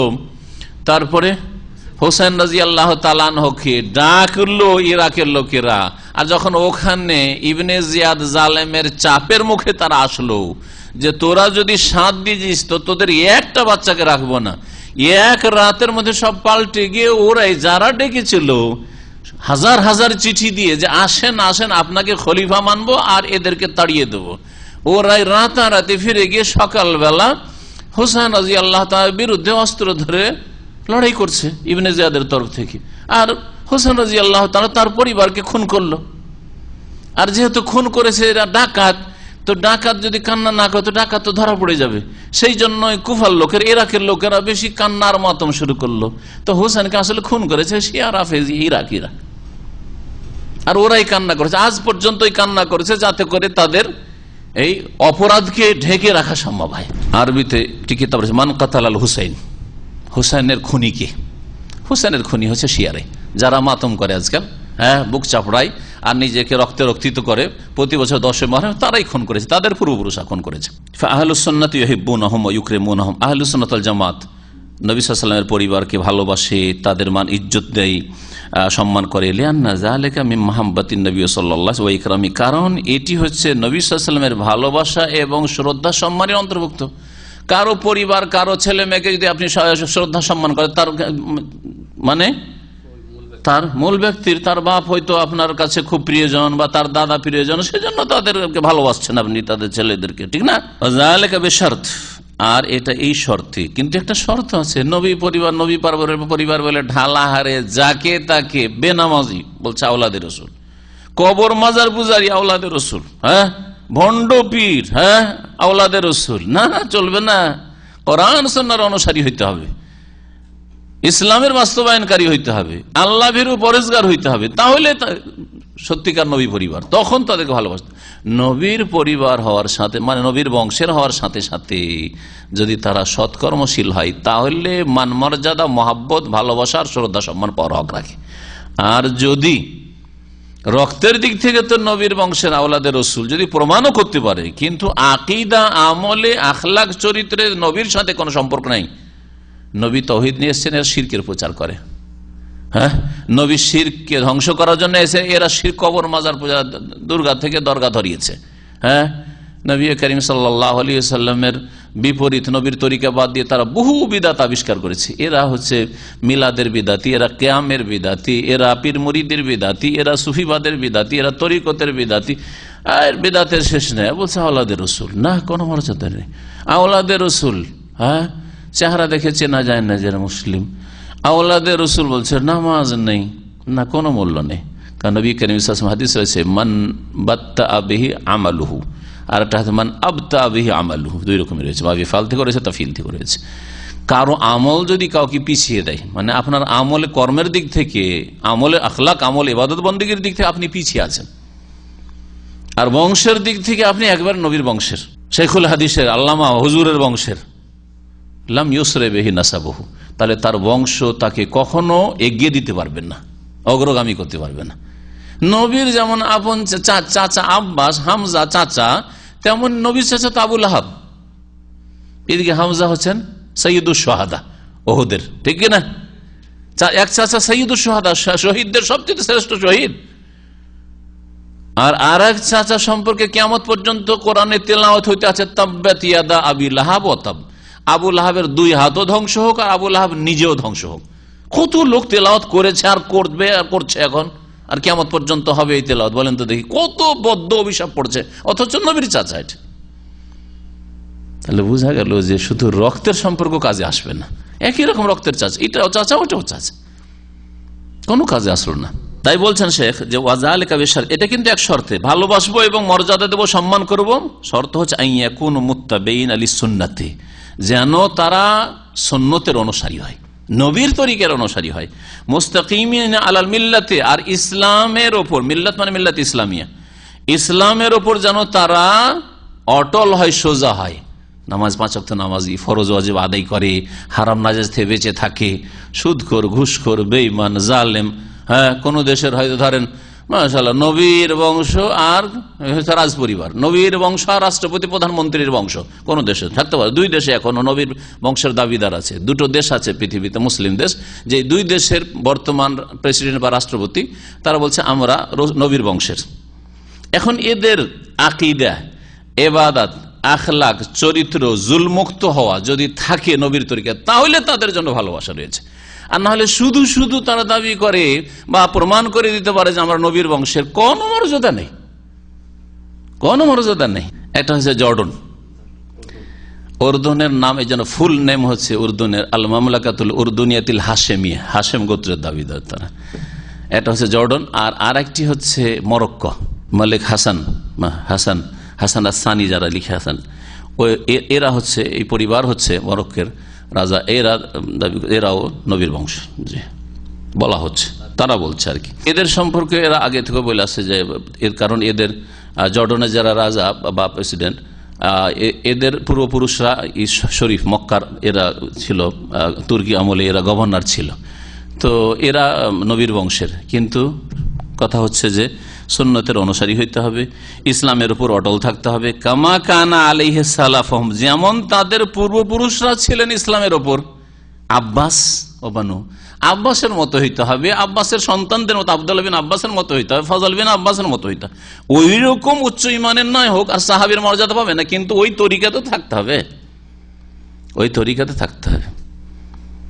একটা হচ্ছে যে 2টোর উদাহরণ দিই, তাহলে বুঝতে পারবেন। আব্বাসের তরিকাতে আছি, কিন্তু আব্বাস 1 কিলোমিটার আগে চলে গেছেন, আমি কিন্তু ওই রাস্তায় চলছি। কিং সৌদ দিয়ে যাচ্ছেন আব্বাস রাদিয়াল্লাহু তাআলা, আমিও কিং সৌদ দিয়ে যাচ্ছি, কিন্তু 1-2 কিলোমিটার এগিয়ে চলে গেছেন। উনি রিয়াজ যাবেন, মক্কা দিয়ে যাবেন, আমি ওই রাস্তাতে আছি, কিন্তু 10-20 কিলোমিটার 50 কিলোমিটার পিছিয়ে গেছি। কিন্তু আদর্শ কোনটা, আমার রাস্তা কোনটা? ওই আব্বাসের রাস্তাতে আছি। এবার বুঝতে পারছেন? এটা হলো একটা অনুসরণ করা। আর আরেকটা হচ্ছে যে আব্বাসের পাশাপাশি চলছি, বেশি দূরে নেই, কিন্তু আব্বাস যাচ্ছে রিয়াজ রোড দিয়ে আর আমি যাচ্ছি আলহাসা রোড দিয়ে। আব্বাস যাচ্ছে মক্কা রিয়াজ হয়ে, আর আমি চলে যাচ্ছি আলহাসা হয়ে ওই দিকে। তো আলহাসা রোডটা কোন দিকে পৌঁছাবে? সোজা চলতে থাকলে, হ্যাঁ, আলহাসা পার হয়ে কাতার পার হয়ে যদি সাল্লাহ পার হয়ে চলে যান তো কোথায় পৌঁছাবে? দুবাই পৌঁছে দিবে, ঠিক না? বা ওমান পৌঁছে দিবে, মক্কা পৌঁছাবে না। এখন মুসলিম সমাজে এইরকমের নবীর অনুসারী 2 রকম আছে, নবীর অনুসারী 2 রকম আছে। এক আছে যে নবীর তরিকাতে সহি আকীদা, সহি পথ মানহাজ, হ্যাঁ, নবীর তরিকা চলাছে, অন্য কোনো তরিকা তাদের কাছে নেই, সুফিবাদও নেই, ওই সব গোড়ামিও নেই যে হাদিস বাদ দিয়ে মুরব্বীদের কথা মানবো, ওই সব কিছু নেই। কিন্তু আমলে নবী করিম সাল্লাল্লাহু আলাইহি ওয়াসাল্লাম সাহাবায়ে কেরাম থেকে মেলা পিছিয়ে আছে, কিন্তু ওই রাস্তাতেই চলছে। আমাদের পূর্বপুরুষগণ নবী সাল্লাল্লাহু আলাইহি ওয়াসাল্লাম, সাহাবায়ে কেরাম বা সালাফে সালেহিন, তাবেঈন, তারা ঘোড়ার মতো বা আরো বেশি বিদ্যুৎ গতিতে তারা ইসলামের দিকে চলেছেন, আর আমরা কচ্ছপের গতিতে চলছি হয়তো, কিন্তু ওই রাস্তাতে। বোঝা গেছে? কচ্ছপের গতিতে চলছেন, কেউ গেছে বিদ্যুতের গতিতে, আর আপনি চলছেন ওই রাস্তায় কিন্তু কচ্ছপের, কিন্তু রাস্তা ওইটাই আছে, রাস্তা বদলেনি আপনার। আর একজন হয়তো হরিণের গতিতে চলছে, হ্যাঁ, বা বিদ্যুতের গতিতে চলছে, কিন্তু কোন দিকে? অন্য রাস্তায় চলছে, অন্য রাস্তায়। হয় এইদিকে রাস্তা ধরেছে, খাবজি হয়ে কুয়েতের রাস্তা ধরেছে এদিকে, আর না হয় ওইদিকে ডানে বামে রাস্তা ধরেছে, যেই রাস্তায় নবী করিম সাল্লাল্লাহু আলাইহি ওয়াসাল্লাম সাহাবায়ে কেরাম সেই রাস্তায় চলে না, যতই দ্রুত চলুক না কেন, বরং যত দ্রুত যাবে তত দূরে চলে যাবে, ঠিক কিনা? এই হচ্ছে সুন্নতি আর বিদাতিতে পার্থক্য। সুন্নতের অনুসারী যদি আমলে ঘাটতি ত্রুটিও থাকে, বিভিন্ন পাপ হচ্ছে, কিন্তু আকীদা, রাস্তা, বিশ্বাস, ঈমান ঠিক আছে, আর 5 ওয়াক্ত নামাজও ঠিক আছে। বেনামাজি আবার নবীর তরিকাই না, অন্য রাস্তা ধরে নিয়েছে, কাফেরদের রাস্তা ধরে নিয়েছে। নামাজ ঠিক আছে, কিন্তু বেশ কিছু গুনাহ হয়তো হয়ে যাচ্ছে। ইসলাম বাঁচিয়ে রেখেছে, কিন্তু কচ্ছপের গতিতে ইসলাম বাঁচিয়ে রেখেছে, কিন্তু নবীর তরিকাতে আছে, কচ্ছপের গতিতে চলছে।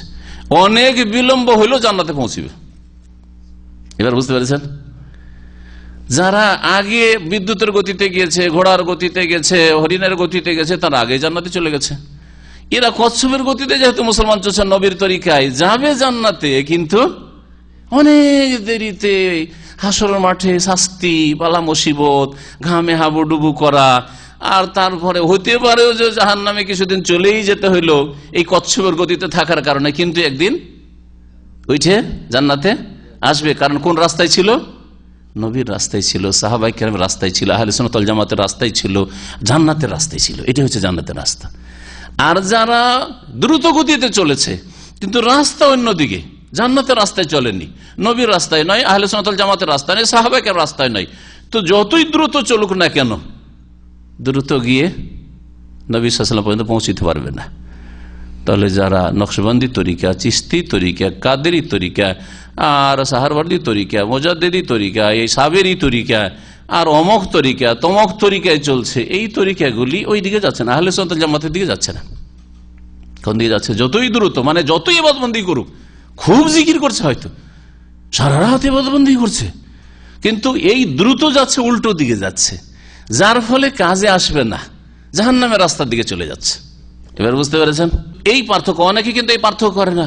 বিদাতি হইলে কি হবে? 5 ওয়াক্ত নামাজ, ঈদ মুখে দাঁড়িয়ে আছে, পরেশগার, ঠিক আছে, ভালো স্পিডে চলছে, কিন্তু নবীর রাস্তায় যে চলছে না, অন্য রাস্তায়, তো অনেক দূরে চলে যাচ্ছে, অন্যদিকে চলে যাচ্ছে। কিয়াম করছে, মিলাদ করছে, বিদাত করছে, মাজারের খেদমত করছে, মসজিদের খেদমত করছে, দাঁড়িয়েও রেখেছে, এই দাঁড়িয়ে নিয়ে, আরে এই যে সেজদা করে করে যে দাগ হয়েছে, এই নিয়ে আবার মাজারেও সেজদা করছে, চলে যাচ্ছে কোন দিকে? জাহান্নামের দিকে চলে যাচ্ছে। আপনাদের অনেকে যাতে করে ভ্রম দূর হয়, অনেকে বিদাতিকে পছন্দ করে কিসের জন্য? তাদের ইবাদতের সৌন্দর্য দেখে, দেখেন কিরকম ইবাদত, তাদের আখলাক, ব্যবহার দেখেন এদের, ইত্যাদি ইত্যাদি, কিন্তু নবীর রাস্তায় নেই। আর সহি আকীদার লোক, হয়তো ব্যবহারের ত্রুটি আছে, চোখের গুনাহ হচ্ছে, মুখের গুনাহ হচ্ছে, কিন্তু নবীর রাস্তাতে আছে। এর হলো কচ্ছপ বা এইরকম যারা মন্থর গতিতে চলে, যে সব পশু পাখি প্রাণী, ওদের মতো এরা মুসলমান। নবীর রাস্তাতে আছে, কিন্তু খুব ধীর গতিতে চলছে। এ জান্নাতে যাবে, কিন্তু বড় কষ্টে জান্নাতে যাবে। যে আব্বাস এবং আব্বাসের সন্তানদের মতো হইতে হবে, কারণ তাদের পূর্বপুরুষ। ও আলী ওবানু আলী এবং আলীর বংশধরদের মতো হয়তো আম্মান খালাফা সুন্নাহ, তবে যারা সুন্নতের খেলাফ কাজ করবে, ওয়ালাম ইস্তাকিম আলা দ্বীন, দ্বীনের উপর অটল থাকলো না, 5 ওয়াক্ত নামাজও পড়লো না, ফাইন্নাহু লা তাজুজু মাওয়ালাতুহু, তো তাদের সাথে বন্ধুত্ব জায়েজ না। যদিও নবীর বংশের পরিচয়, আওলাদের রাসূল বলছে, কিন্তু শিরকি আকীদা, বিদআতি আকীদা, নামাজ পড়েন না, তাহলে তাদের ভালোবাসা জায়েজ না। ওয়ালাউ কানা মিন আহলিল বাইত, যদিও আহলে বাইতের অন্তর্ভুক্ত হোক না কেন। ফামাওকিফ আহলিস সুন্নাত ওয়াল জামাত মিন আহলিল বাইত মাওকিফুল ইতিদাল ওয়াল ইনসাফ, আহলে সুন্নাত ওয়াল জামাতের ভূমিকা হচ্ছে আহলে বাইত সম্পর্কে মধ্যম ভূমিকা, মধ্যম পন্থার ভূমিকা এবং ন্যায় নীতির ভূমিকা। ইতিদাল মানে মধ্যম পন্থা, আর ইনসাফ মানে ন্যায় নীতি। ন্যায় নীতি অবলম্বন করবেন। আরে নবীর বংশের নাই, কিন্তু কোরআন সুন্নাহর অনুসারী, আল্লাহ ভীরু মুত্তাকি পরেজগার, আর নবীর বংশের ফাসিক, সুদখোর, ঘুষখোর, নবীর বংশের শিরক বিদআত করে, মাজারের খেদমত করে, সেই জন্য একে বাড়িয়ে দিবেন আপনি? কোথা থেকে বাড়াইলেন আপনি? এই লোকটা নবীর বংশের না হলেও নবীকে ভালোবাসা, নবীর তরিকায় চলে, বুঝা গেছে? মধ্যম পন্থা অবলম্বন করতে হবে। ইয়াতাওয়াল্লাউনা আহলাদ-দ্বীন, মধ্যম পন্থা কি? যে দিনদার ধার্মিকদেরকে ভালোবাসবে, ওয়াল ইস্তিকামাতি মিনহুম, আর যারা দ্বীনের উপর অটল তাদেরকে ভালোবাসবে, ওয়া তাবাররাউনা মিম্মান খালাফা সুন্নাহ, এবং সম্পর্ক ছেদ করবে ওই সব লোকদের থেকে যারা সুন্নতের বিরোধিতা করবে, ওয়ানহারাফা আনিদ-দ্বীন, আর দ্বীন থেকে যারা বিমুখ হবে, ফিরে যাবে, ওয়ালাউ কানা মিন আহলিল বাইত, যদিও আহলে বাইত নবী পরিবারের হোক না কেন, নবীর বংশধর হোক না কেন, নবীর বংশধর কিন্তু দিন থেকে ফিরে গেছে, বেদিন, বেনামাজি, নাস্তিক, ফাসিক, সুদখোর, ঘুষখোর, অথবা সুন্নতের খেলাফ বিদআতি কাজ করে। ফাইন্না কাউনাহু মিন আহলিল বাইতি ওয়া মিন কারাবাতি রাসূল সাল্লাল্লাহু আলাইহি ওয়াসাল্লাম লা ইয়ানফাউ শাইআন হাত্তা ইস্তাকিম আলা দীনিল্লাহ। নবী করিম সাল্লাল্লাহু আলাইহি ওয়াসাল্লামের বংশধরের হওয়া বা বংশের অন্তর্ভুক্ত হওয়া এবং নবী সাল্লাল্লাহু আলাইহি ওয়াসাল্লামের সাথে আত্মীয়তা তার কোনো কাজে আসবে না যতক্ষণ পর্যন্ত আল্লাহর দ্বীনের উপর কায়েম না থাকবে। কেন? আবু হুরায়রা রাদিয়াল্লাহু তাআলা আনহু থেকে বর্ণিত হাদিস রয়েছে, কালা কামা রাসূলুল্লাহ সাল্লাল্লাহু আলাইহি ওয়াসাল্লাম, রাসূলুল্লাহ সাল্লাল্লাহু আলাইহি ওয়াসাল্লাম একদিন দাঁড়ালেন খুতবায়, বক্তব্যে। হিনা উনজিলা আলাইহি, যখন এই আয়াত নাযিল, ওয়ানজির আশিরাতাকাল আকরাবিন, তুমি তোমার নিকট আত্মীয়দেরকে ভয় দেখাও, সতর্ক সাবধান করো, মানে দ্বীন ইসলামের দাওয়াত দাও।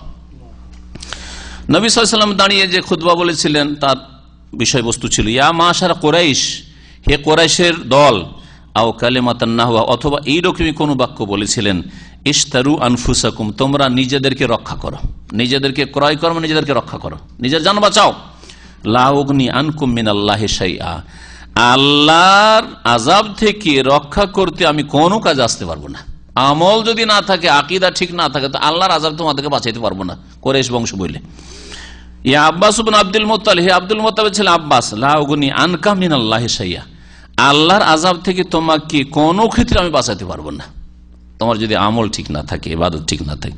ইয়া সাফিয়া তো আম্মাতে রাসূলুল্লাহ, হে রাসূলুল্লাহর ফুফু সাফিয়া, রাসূলুল্লাহ সাল্লাল্লাহু আলাইহি ওয়াসাল্লাম ফুফুর নাম কি ছিল? সাফিয়া ছিল। বললেন যে লা উগনি আনকে মিনাল্লাহি শাইআ, আল্লাহর আযাব থেকে তোমাকে আমি বাঁচাতে তোমার কাজে আসতে পারবো না। ইয়া ফাতেমা বিনতে মুহাম্মদ, হে মুহাম্মাদের মেয়ে ফাতেমা, এক এক করে ডেকে, চাচাকে ডাকা হইল, ফুফুকে ডাকা হইল, নিজের গোটা বংশকে ডাকা হইল, মেয়েকে বলছেন, হে মুহাম্মাদের মেয়ে ফাতেমা রাদিয়াল্লাহু আনহা, সালিনি মিন মালি মা শি'তি, তুমি যা চাও আমার টাকা পয়সা ধন দৌলত থেকে চেয়ে নাও, দুনিয়া আমি দিয়ে দিতে পারবো, টাকা আছে মেয়েকে দিয়ে দিলাম, পয়সা আছে মেয়েকে দিয়ে দিলাম, ঠিক না? কিন্তু লা উগনি আনকে মিনাল্লাহি শাইআ, আল্লাহর আযাব থেকে তোমাকে রক্ষা করার কাজে আমি আসতে পারবো না। তোমার আমল ঠিক না থাকে তো আমি মেয়েকে জান্নাতে নিয়ে চলে যাব, এটা হইতে পারে না। নবী বলছেন না, আমি তোমার আমল ছাড়া তোমাকে আমি নিয়ে যেতে পারবো না জান্নাত, তোমার কাজে আসতে পারে আল্লাহর আযাব থেকে রক্ষা করতে। আর যদি কেউ লিখে কোন পীর সাহেব যে হাসরের মাঠে বড় বড় জাহাজ নিয়ে আসবেন আর মরিদানদেরকে জাহাজে করে উঠিয়ে একেবারে জান্নাতের গেটে ঢুকিয়ে দিবেন, তো কত ভণ্ডামি কথা এগুলো, বলেন দেখি, কত ইসলাম বিরোধী কথা, বলেন দেখি।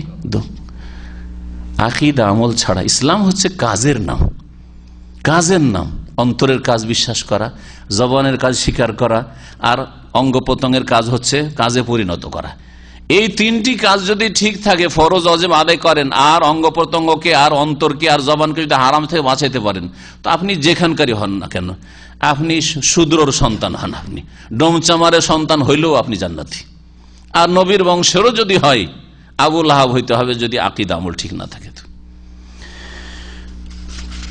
ওয়াল হাদিস, আরেকটি হাদিস, এই হাদিস তো বুখারীতে রয়েছে, যেটা শুনেলাম, নবী সাল্লাল্লাহু আলাইহি ওয়াসাল্লাম বংশের এক একজনকে ডেকে ডেকে বললেন যে দেখো তোমরা নিজেকে রক্ষা করো, কারণ আল্লাহর আযাব থেকে তোমাদেরকে আমি বাঁচাইতে পারবো না। আর আরেকটি হাদিস মুসলিমে রয়েছে, যে হাদিসটি একটু আগে শুনলাম, ওমান বাত্তা আল হাদিস মান বাত্তা আমালুহু লাম ইউসরি বিহি নাসাবুহু, যার আমল পিছিয়ে দেবে, কারো আমল যদি আমাকে পিছিয়ে দেয়, ইসলামের যে চলছেন আপনি ধরেন কবিরা গুনাহ করলেন, তো আমল আপনাকে পিছিয়ে দিল কিনা? আপনি ফজর নামাজ ছেড়ে দিলেন, তো আমলে পিছিয়ে গেলেন কিনা? তো যার আমল তাকে পিছিয়ে দেবে, পেছনে ফেলে দেবে জান্নাত থেকে আর নবী থেকে, লাম ইউসরে বিহি নাসাবুহু, তার বংশ তাকে এগিয়ে দিতে পারবে না, যে আমি অমুকের বংশ তমুকের বংশ, এসব এগিয়ে দিতে হবে। ওয়াতাবাররা আহলুস সুন্নাহ ওয়াল জামাত মিন তারিকাতির রাওয়াফিজ, আহলে সুন্নাত ওয়াল জামাত মধ্যম পন্থা যেহেতু অবলম্বন করে, এই জন্য নবী পরিবারের যারা ধার্মিক সৎকর্মশীল তাদেরকে ভালোবাসে, সম্মান করে, ঠিক না? কিন্তু এই সম্মানটা যতটা তারা হক রাখে ততটা সম্মান করে, আবার এই ক্ষেত্রে তারা অতিরঞ্জন বাড়াবাড়ি করে না রাফেজি শিয়াদের মতো। তাই বলছেন ওয়াতাবাররা আহলুস সুন্নাহ ওয়াল জামাত মিন তারিকির রাওয়াফিজ, আহলে সুন্নাত ওয়াল জামাত সম্পর্ক ছিন্ন করে রাফেজি শিয়াদের পন্থা থেকে। কারণ তারা কি করে, আল্লাযীনা ইউগরুনা ফি বাযি আহলিল বাইত, যারা কিছু নবী পরিবার সম্পর্কে অতিরঞ্জন বাড়াবাড়ি করে। আলীর মধ্যে খোদাই শক্তি ছিল, এজন্য আমাদের দেশের ছুতাররা, কাঠমিস্ত্রিরা যখন ভারী কাঠ ওঠায় তখন কি বলে, কেন বলে? এটা শিয়াদের কাছ থেকে শিক্ষা। জাতিতে সুন্নি মুসলমান, কিন্তু সুন্নিও না, কিছুই না, এইসব মুশরিক। ইয়া আলী না ইয়া আল্লাহ বলে ডাকবেন, ইয়া আল্লাহ বলবেন, ইয়া কওয়ি যদি বলেন হে সর্বশক্তিমান, শক্তি দাও, তো ঠিক আছে। ইয়া আজিজ, ঠিক আছে, হে মহাপরাক্রান্ত। আর ইয়া আলী, আলীকে ডাকছেন কারণ ওদের ধারণা যে আলী খাইবরের খাইবরের কেল্লার বিশাল ভারী যে ফাটক ছিল তাকে ভেঙে ফেলে দিয়েছে, সেই জন্য আলীর নাম যদি নেই তো এখন আলী ক্ষমতা দিতে পারে। আরে যদি তিনি করেও থাকেন, প্রথম কথাই সব জাল কথা, বাড়াবাড়ি কথা। 80 মন ছিল, তো তিনি যখন বেঁচে ছিলেন যদি 80 মন উঠে, 80 মন উঠাননি মিথ্যা কথা, কিন্তু যদি 80 মন বেঁচে থাকা অবস্থায় উঠাই তো মরার পরে এটা উঠাতে পারবে? 80 মন না, বলছে আমার এটা পানিটা উঠিয়ে দিতে পারবে কেউ? তাহলে কত বড় গোমরাহি। হিন্দুদের হরে রাম হরে কৃষ্ণ করার ইয়ে আলী করার কোনো পার্থক্য আছে নাকি? আল্লাহ, আল্লাহর কসম করে কোনো পার্থক্য নেই। রামও কোনো যুগে ছিল মৃত, আর আলীও কোনো যুগে ছিলেন মৃত। হ্যাঁ, সেও মানুষ, এও মানুষ। পার্থক্য যদি বলছে আমাদের কাছে আলীর বড় মর্যাদা রয়েছে, হিন্দুদের কাছে রামের বেশি মর্যাদা রয়েছে, বুঝা গেছে না? তাছাড়া আর কিছুই না। কিন্তু মানুষ মৃত, দুই দিকে মৃত। তো ওরা করলে মালাউন আর হিন্দু আর কাফের হয়ে যায়, আর মুসলিম করলে স্যার ইসলাম হয়ে যায়। আশ্চর্য কথা, কি যে অজ্ঞতা। তো বলছেন যে রাফিজারা কিছু সব আবার নবী পরিবারের সবার সম্পর্কে করে না, কাউ কি জাহান্নামে ঢুকায়। নবীর পরিবার, নবীর বিবিরা হলে জাহান্নামে ঢুকায় ওদেরকে।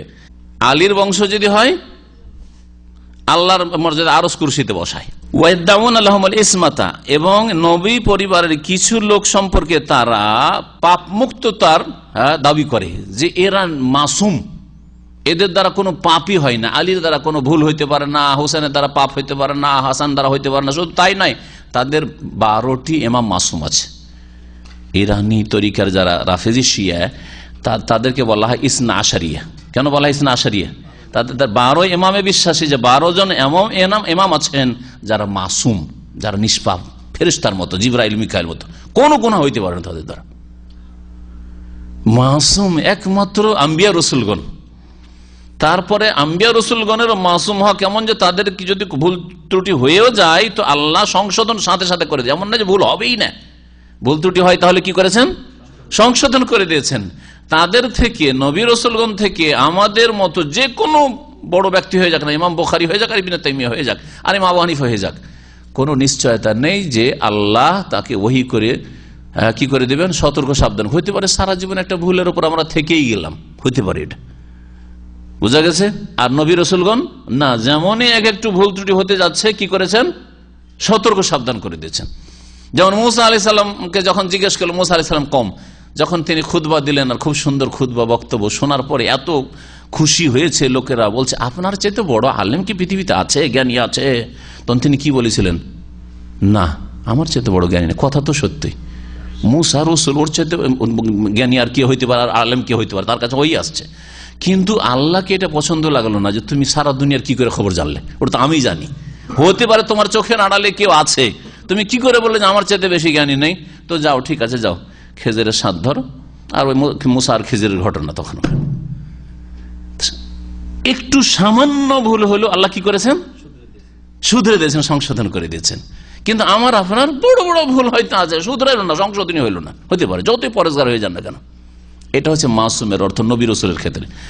আর 12 ইমাম এমন মাসুমের মাসুম যে এরা জিবরাইল চাইতে শ্রেষ্ঠ। হ্যাঁ, বরং এদের আকীদা সুফিদের আকীদা একই রকম। সুফিরা কি বলছে যে আমাদের যারা ওলি আউলিয়া এদের এমন মর্যাদা রয়েছে যে তারা নিজেরা বলছে, বরং বাইজিদ বস্তামির কথা সম্ভবত রয়েছে, কি বলছে? খুদনা বাহরান ওয়াকাফাল আম্বিয়া আলা সাহিলিহি, আমরা এমন সাগরে পাড়ি দিতে পেরেছি যে যেই সাগরের কিনারায় গিয়ে নবীরা থমকে থেমে গেছে, যেতে পারেনি। এটা হলো সুফিদের, পীর মুরিদির কথা, ইসলাম বিরোধী কুফরিয়া কথা। আর এদের কথা শুনবেন, শিয়াদের কথা। খোমেনি বলছে, খোমেনির বইয়ে রয়েছে ইসলামী গভর্নমেন্ট আল হুকুমাতুল ইসলামিয়াতে, যে ইন্নালি আইম্মাতিনা মাকামান লা ইয়াবলুগুহু মালাকুন মুকাররাবুন ওয়ালা নাবিয়্যুন মুরসাল। আমাদের যে ইমামরা রয়েছেন 12 ইমাম ইসনা আশারিয়া, 12 ইমাম এমন মাসুমের মাসুম, নিষ্পাপের নিষ্পাপ, লা ইয়াবলুগুহু মালাকুন মুকাররাব, যে তাদের মর্যাদায় আল্লাহর নিকটবর্তী কোনো ফেরেশতাও পৌঁছিতে পারবে না, মানে জিবরাইলও এরকম মর্যাদা পাবে না। ওয়ালা নবী মুরসাল, আর কোন নবী রসুল হইতে পারে মোহাম্মদ রসুল্লাহ বা মুসা ঈসাও হইতে পারবে না, নাউজুবিল্লাহ। শিয়াদের আকীদা আর সুফিদের আকীদা দেখলেন না একই রকম। জি, এরা নবী রসুলগণের মানহানি করে, তাদের চাইতে বড় মনে করে তাদের পীর বুজুর্গকে সুফিরা, আর এদের 12 ইমামকে। তো এরা কি করে, তাদেরকে মাসুম হওয়া দাবি করে। অমিন তারিকাতিন নওয়াসিব, আহলে সুন্নাত ওয়াল জামাত মধ্যম পন্থা অবলম্বন করে। একদিকে রাফেজিদের অতিরঞ্জন বাড়াবাড়ি কিছু আহলে বাইত সম্পর্কে, আর কিছুকে জাহান্নামে ঢোকানো, এদের কাজ লানত করা। আর নাসেবিরা এরা নবী সাল্লাল্লাহু আলাইহি ওয়াসাল্লাম বংশের সাথে বিদ্বেষ রাখত। ওই যুগে, প্রথম যুগে যখন আলী রাদিয়াল্লাহু তাআলা আনহুর সাথে শাম দেশের লোকের মুআবিয়া রাদিয়াল্লাহু তাআলা আনহুর মনোমালিন্য হয় আর দূরত্ব সৃষ্টি হয়, তখন শাম দেশের অনেকেই বিদ্বেষ রাখত আলী রাদিয়াল্লাহু তাআলার সাথে। যারা আলী রাদিয়াল্লাহু তাআলা বা তার পরিবারের সাথে বিদ্বেষ রেখেছে তাদেরকে নাসেবি বলা হয়, মানে যারা শত্রুতা দাঁড় করেছে। নাসাবে আনসা মানে দাঁড় করা। তো নাসেবি কেন বলা হয় এদেরকে? তাহলে শিয়াদের বিপরীত হচ্ছে নাসেবি। আহলে সুন্নাত নাসেবিও নয় আর রাফেজিও নয়। রাফেজি শিয়াদেরকে কেন বলা হয়? যে এরা 5 জন সাহাবী ছাড়া 1 লাখের বেশি সাহাবাকে আর সবগুলিকে ছুঁড়ে ফেলেছে, মানি না তোদেরকে, তোরা সব মুরতাদ হয়ে গেছিস। রাফাজু, হ্যাঁ বুঝা গেছে, রাফাজু মানে ছুঁড়ে ফেলা। আর নাসেবি আল্লাযিনা নাসাবুল আদাওয়া আলিল বাইত, যারা নবী পরিবারের সম্পর্কে বিদ্বেষ দাঁড় করেছে, শত্রুতা দাঁড় করেছে, শত্রুতা রাখে। তাহলে কারো যদি শত্রুতা থাকে নবী পরিবারের ওপর, তারাও গুমরাহ। আর কারো যদি অতি ভক্তি থাকে, যে খোদাই শক্তি ছিল তাদের মধ্যে, তাহলে তারাও গুমরাহ, পথভ্রষ্ট। এই 2 গুমরাহির মাঝখানে হচ্ছে আহলে সুন্নাত ওয়াল জামাত। নওয়াসিব কারা আল্লাযিনা ইয়ানসিবুনা আল আদাওয়াতা লি আহলিল বাইত, যারা আহলে বাইত নবী পরিবারের বিরুদ্ধে কি করে, দুশ্মনী দাঁড় করে। আল মুস্তাকিমিন, ওই সব নবী পরিবার যারা মুস্তাকিম ছিল, মানে দিনের উপর অটল ছিল। ওয়াত আনুনা ফিহিম, আর এবং তাদের দোষ ত্রুটি বর্ণনা করে। অমিন তারিকাতিল মুবতাদিয়া ওয়াল খুরাফিন, এবং আহলে সুন্নাত ওয়াল জামাত সম্পর্ক ছেদ করে বিদাতীদের পন্থা থেকেও। এবং যারা খুরাফি, বিদাতি খুরাফি মানে যারা কুসংস্কারে লিপ্ত, খুরাফাত বলা কুসংস্কারে। তো বিদাতি এবং কুসংস্কারে লিপ্ত যারা, যেমন কবর মাজার পূজা, মিলাদ, আর এইরকম যতগুলি মৃত্যুর নামে কাবার, দমদাম, এইসব যতগুলি বিদাতি কাজ আছে, এদের রাস্তা থেকেও কি করে, সম্পর্ক ছিন্ন করে আহলে সুন্নাত ওয়াল জামাত। এরা কি করে বিদাতিরা? আল্লাযিনা ইয়াতাওয়াসসালুনা বিআহলিল বাইত, যারা নবী পরিবারকে ওসিলা হিসাবে পেশ করে। এরা দোয়া করলে কি করে, হে আল্লাহ, নবীর ওসিলায়, আলীর ওসিলায়, ফাতেমার ওসিলায়, হাসানের ওসিলায়, হুসাইনের ওসিলায়, বড় পীরের ওসিলায়, এই যে ওসিলা ধরে যারা দোয়া করে, এরা হলো বিদাতি, খোরাফি, কুসংস্কারে লিপ্ত। জি, আহলে সুন্নাত ওয়াল জামাত এই কাজও করে না। আল্লাহর কাছে চাইবে, সরাসরি চাই। মাঝখানে কাউকে ভায়া ধরে আল্লাহর কাছে চাপ সৃষ্টি করতে চাইবে, এটা দুনিয়ার রাজাদের কাছে হয়, দুনিয়ার নেতাদের কাছে হয়। যে এমপি, এটা জাদরেল এমপি, আপনার এলাকার এমপির কথা গিয়ে রেফারেন্সে যদি যান, তাহলে আপনার কাজটা হয়তো হয়ে গেল। তো এটা আল্লাহর কাছে হয় না, আল্লাহর গোলাম সবাই। সুতরাং আল্লাহর কাছে সরাসরি দোয়া চাইতো। ওয়াত্তাখিযুনাহুম আরবাবা মিন দুনিল্লাহ, আল্লাহকে বাদ দিয়ে তারা তাদেরকেই প্রভু, রব বানিয়ে ফেলেছে। আহলুস সুন্নাত ওয়াল জামাত ফি হাযাল বাব ওয়া গায়র আলাল মানহাজিল মুতাদিল, আহলুস সুন্নাত ওয়াল জামাত এই বিষয়ে এবং অন্যান্য বিষয়ে মধ্যম পন্থার উপর প্রতিষ্ঠিত। ওয়া সিরাতিল মুস্তাকিম, আর সরল পথের উপর প্রতিষ্ঠিত। আল্লাযী লা ইফরাতা ফিহি, যাতে না কোনো বাড়াবাড়ি রয়েছে। ওয়ালা তাফরিতা, আর না তাতে কোনো রকমের ত্রুটি ঘাটতি রয়েছে। ওয়ালা জাফা, আর না তাতে কোনো রকমের বিদ্বেষ রয়েছে। ওয়ালা গলুয়া, না তাতে অতিরঞ্জন রয়েছে। ফি হাক্কি আহলিল বাইত ওয়া গায়রিহিম, নবী পরিবারের ক্ষেত্রে অথবা অন্য কারো ক্ষেত্রে। নবী পরিবার ছাড়াও আবু বকর, ওমর, হ্যাঁ, বা অন্যান্য সাহাবাই কেরাম, অথবা নবী পরিবার নয় সাহাবাই কেরাম অন্যদের সম্পর্কে আবু হানিফা, শাফি, মালিক, আহমদ। আহলে সুন্নাত জামাতের পথ হচ্ছে মধ্যম পন্থা।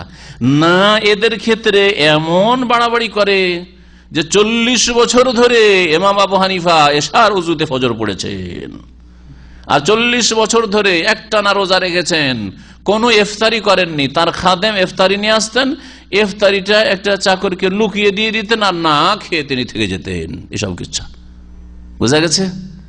এগুলি হলো বিদাতীদের কথা। এইসব কাজ আবু হানিফা করেননি। জি, যদি 40 বছর এশার যদি ফজর পড়ে থাকেন, আসল যৌবনের কালে বিবির হকই দেননি, জুলুম করে গেছেন। বলেন কেউ যদি বলে যে অমুক ব্যক্তি, হ্যাঁ, তার স্ত্রী আছে, ছেলে মেয়ে আছে, 40 বছর ধরে এশার উজুতে ফজর পড়ে, তার মানে বিবির বিছানা তো মোটেই যায় না, ঠিক কিনা? না বিছানায় যায়, সবকিছু হয়, তারপর উজু টুটে না? বলেন, বলতে হবে যে বিছানায় যায়, তারপর উজু নষ্ট হয় না? হাউজুবিল্লাহ, বিধাতীদের কথা এগুলো।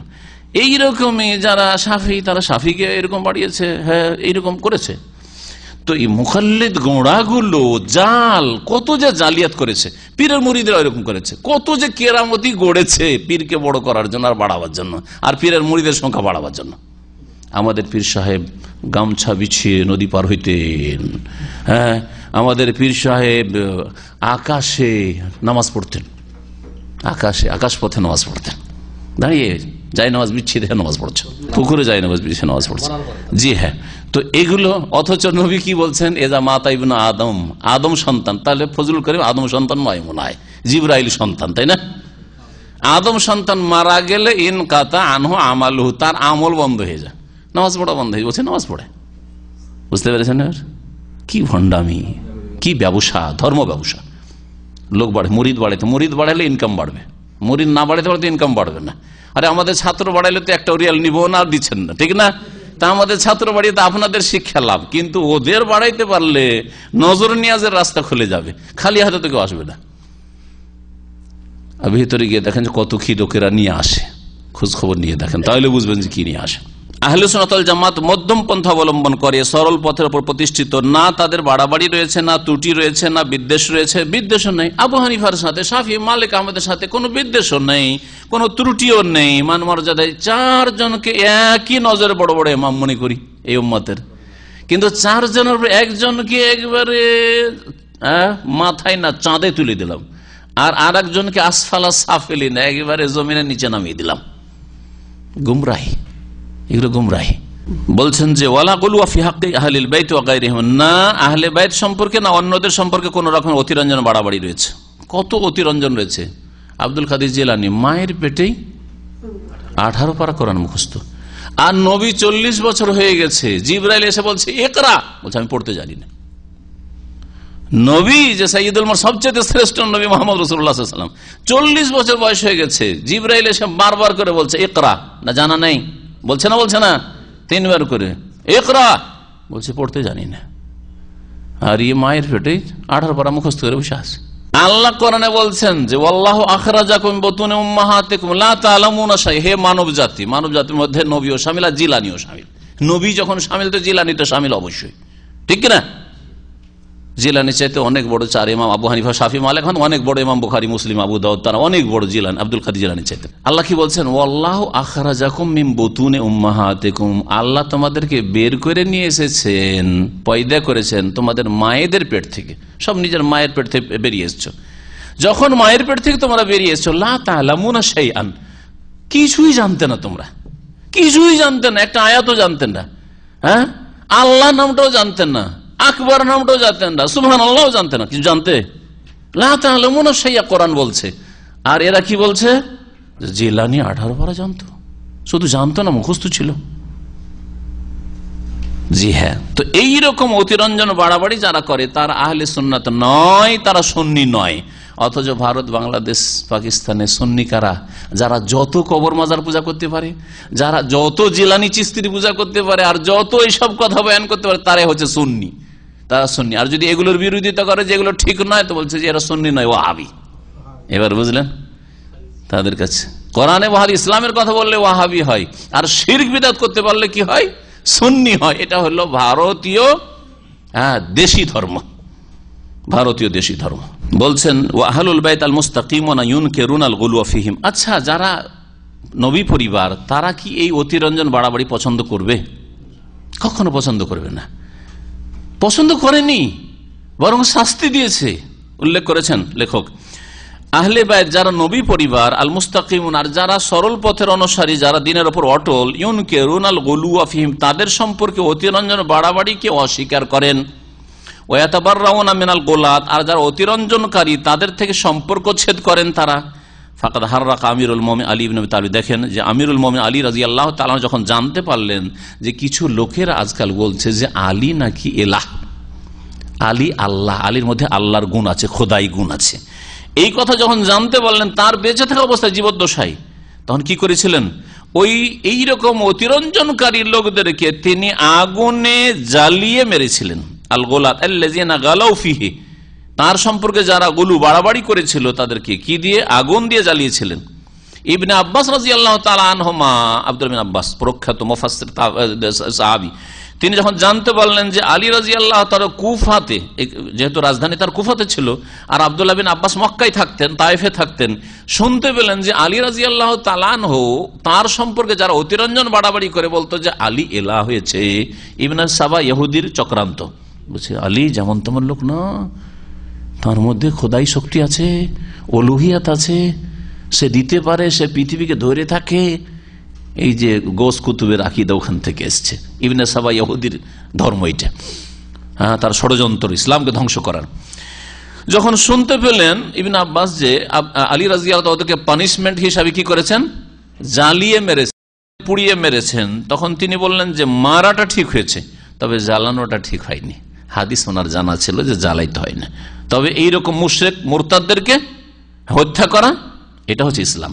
তাই বলছেন ওয়াকাররাহু ইবনে আব্বাস রাদিয়াল্লাহু আনহু ফি আলা কাতলিহিম, এবং আলী রাদিয়াল্লাহু তাআলা আনহুর সমর্থন করেছিলেন আব্দুল্লাহ ইবনে আব্বাস রাদিয়াল্লাহু তাআলা আনহুমা ফি আলা কাতলিহিম, তাদের হত্যা করার ক্ষেত্রে, যে হত্যা করা ঠিক আছে, লাকিন ইয়ারা, তবে তার মত ছিল কাতলাহুম বিসাইফে, তরবারি দিয়ে হত্যা করা, বাদালাম মিনাত তাহরিক, বাদালাম মিনাত তাহরিক মানে না জ্বালিয়ে, না জ্বালিয়ে কি করা? হত্যা করতে হইতো এদেরকে ওই তরবারি দিয়ে। ওয়াতালাব আলী রাদিয়াল্লাহু আনহু মা আব্দুল্লাহ বিন সাবা, আব্দুল্লাহ বিন যখন জানতে পারলে এটা আসলো কোত্থেকে, আরে আমাকে এলাহ বলতে লাগলো যে আমি আল্লাহ, আমার মধ্যে উলুহিয়াত আছে, আমি পৃথিবী ধারণ করতে পারি, আমার মধ্যে এই ক্ষমতা সেই ক্ষমতা, এগুলো আসলো কোত্থেকে? খোঁজ নিয়ে জানতে পারলে যে ইবনে সাবা ইহুদি ইয়ামান থেকে বেরিয়েছে, আর ও সমাজে ঢুকছে আর বলছে যে নবী পরিবার এই সেই, আর আলীর মধ্যে উলুহিয়াত আছে, খোদা ইত্যাদি। যখন এইসব বয়ান করে বেড়াচ্ছে শুনতে পারলেন, তখন তল্লাশিতে পারে ধরে নিয়ে এসে ইবনে সাবা ইহুদিকে, ইহুদির বাচ্চাকে। ইহুদি মুনাফিক মুসলমান হয়েছে শুধু ইসলামের ক্ষতি করার জন্য, ইসলামকে বিকৃত করার জন্য। যেমন খ্রিস্টানদের ধর্মকে বিকৃত করেছে এক ব্যক্তি, ঠিক তেমনি এই ইবনে সাবা এই মুনাফিক দেখলো যে বাইরে থেকে আর ইসলামকে শেষ করা যাবে না, ভিতরে ঢুকে ইসলামকে ধ্বংস করতে হবে, এদের আকীদাকে ধ্বংস করে দিতে হবে, এদেরকে মুশরিক বানিয়ে দিতে হবে। আব্দুল্লাহ বিন সাবার তল্লাশিতে পাঠালেন, ও তালাব আলী রাদিয়াল্লাহু, আলী রাদিয়াল্লাহু তলাশ করলেন আব্দুল্লাহ বিন সাবাকে, রাস আল গোলাত, যে ছিল সীমালঙ্ঘনকারী অতিরঞ্জনকারীদের নেতা, লিয়াকতুলাহু, তাকে হত্যা করার জন্য। লাকিন্নাহু হারাবা ওয়াখতাফা, তবে সে পালিয়ে গিয়ে কোথাও আত্মগোপন করেছিল, খুঁজে পাওয়া যায়নি। যদি খুঁজে পাওয়া যেত আর তাকে সেই সময় ধরতে পারতেন, তাহলে তিনি তাকেও হত্যা করতেন। এই ছিল আহলে বাইত সম্পর্কে আহলে সুন্নাত ওয়াল জামাতের মধ্যম পন্থা। তারা অতিরঞ্জন বাড়াবাড়িও করে না, আর তারা কারো মানহানিও করে না। আর এই পথই হচ্ছে সাহাবাই কেরামদের পথ, যে পথের উপর রাসূলুল্লাহ সাল্লাল্লাহু আলাইহি ওয়াসাল্লাম তাদেরকে ছেড়ে গেছেন। আল্লাহ পাক সেই পথের উপর আমাদের অটল থাকার জন্য তৌফিক দান করেন, এবং রাসূলুল্লাহ সাল্লাল্লাহু আলাইহি ওয়াসাল্লামের পরিবারে যারা সৎকর্মশীল তাদের অনুসরণের জন্য তৌফিক দান করেন। সাল্লাল্লাহু আলাইহি ওয়া মুহাম্মদ ওয়া আলা আলিহি ওয়া সাহবিহি আজমাইন। এগুলোর ইসলামে কোনো স্থান নেই। আরে নবী সাল্লাল্লাহু আলাইহি ওয়াসাল্লাম উটের তলার কিছু দেখতে পান না, উটের তলায় হাড় পড়ে আছে, স্ত্রীরা পেরেশান করে দিলেন। হ্যাঁ, হাজারের বেশি সাহাবায়ে কেরাম তলাশ করো, ধার করা হাড় ছিল, মালাটা কোন বান্ধবীর কাছ থেকে ধার করে আয়েশা রাদিয়াল্লাহু তাআলা নিয়ে গেছিলেন। আর জিহাদের সফরে গিয়েছিলেন, হাড় হারিয়ে গেছে। কোথায় হারিয়েছে?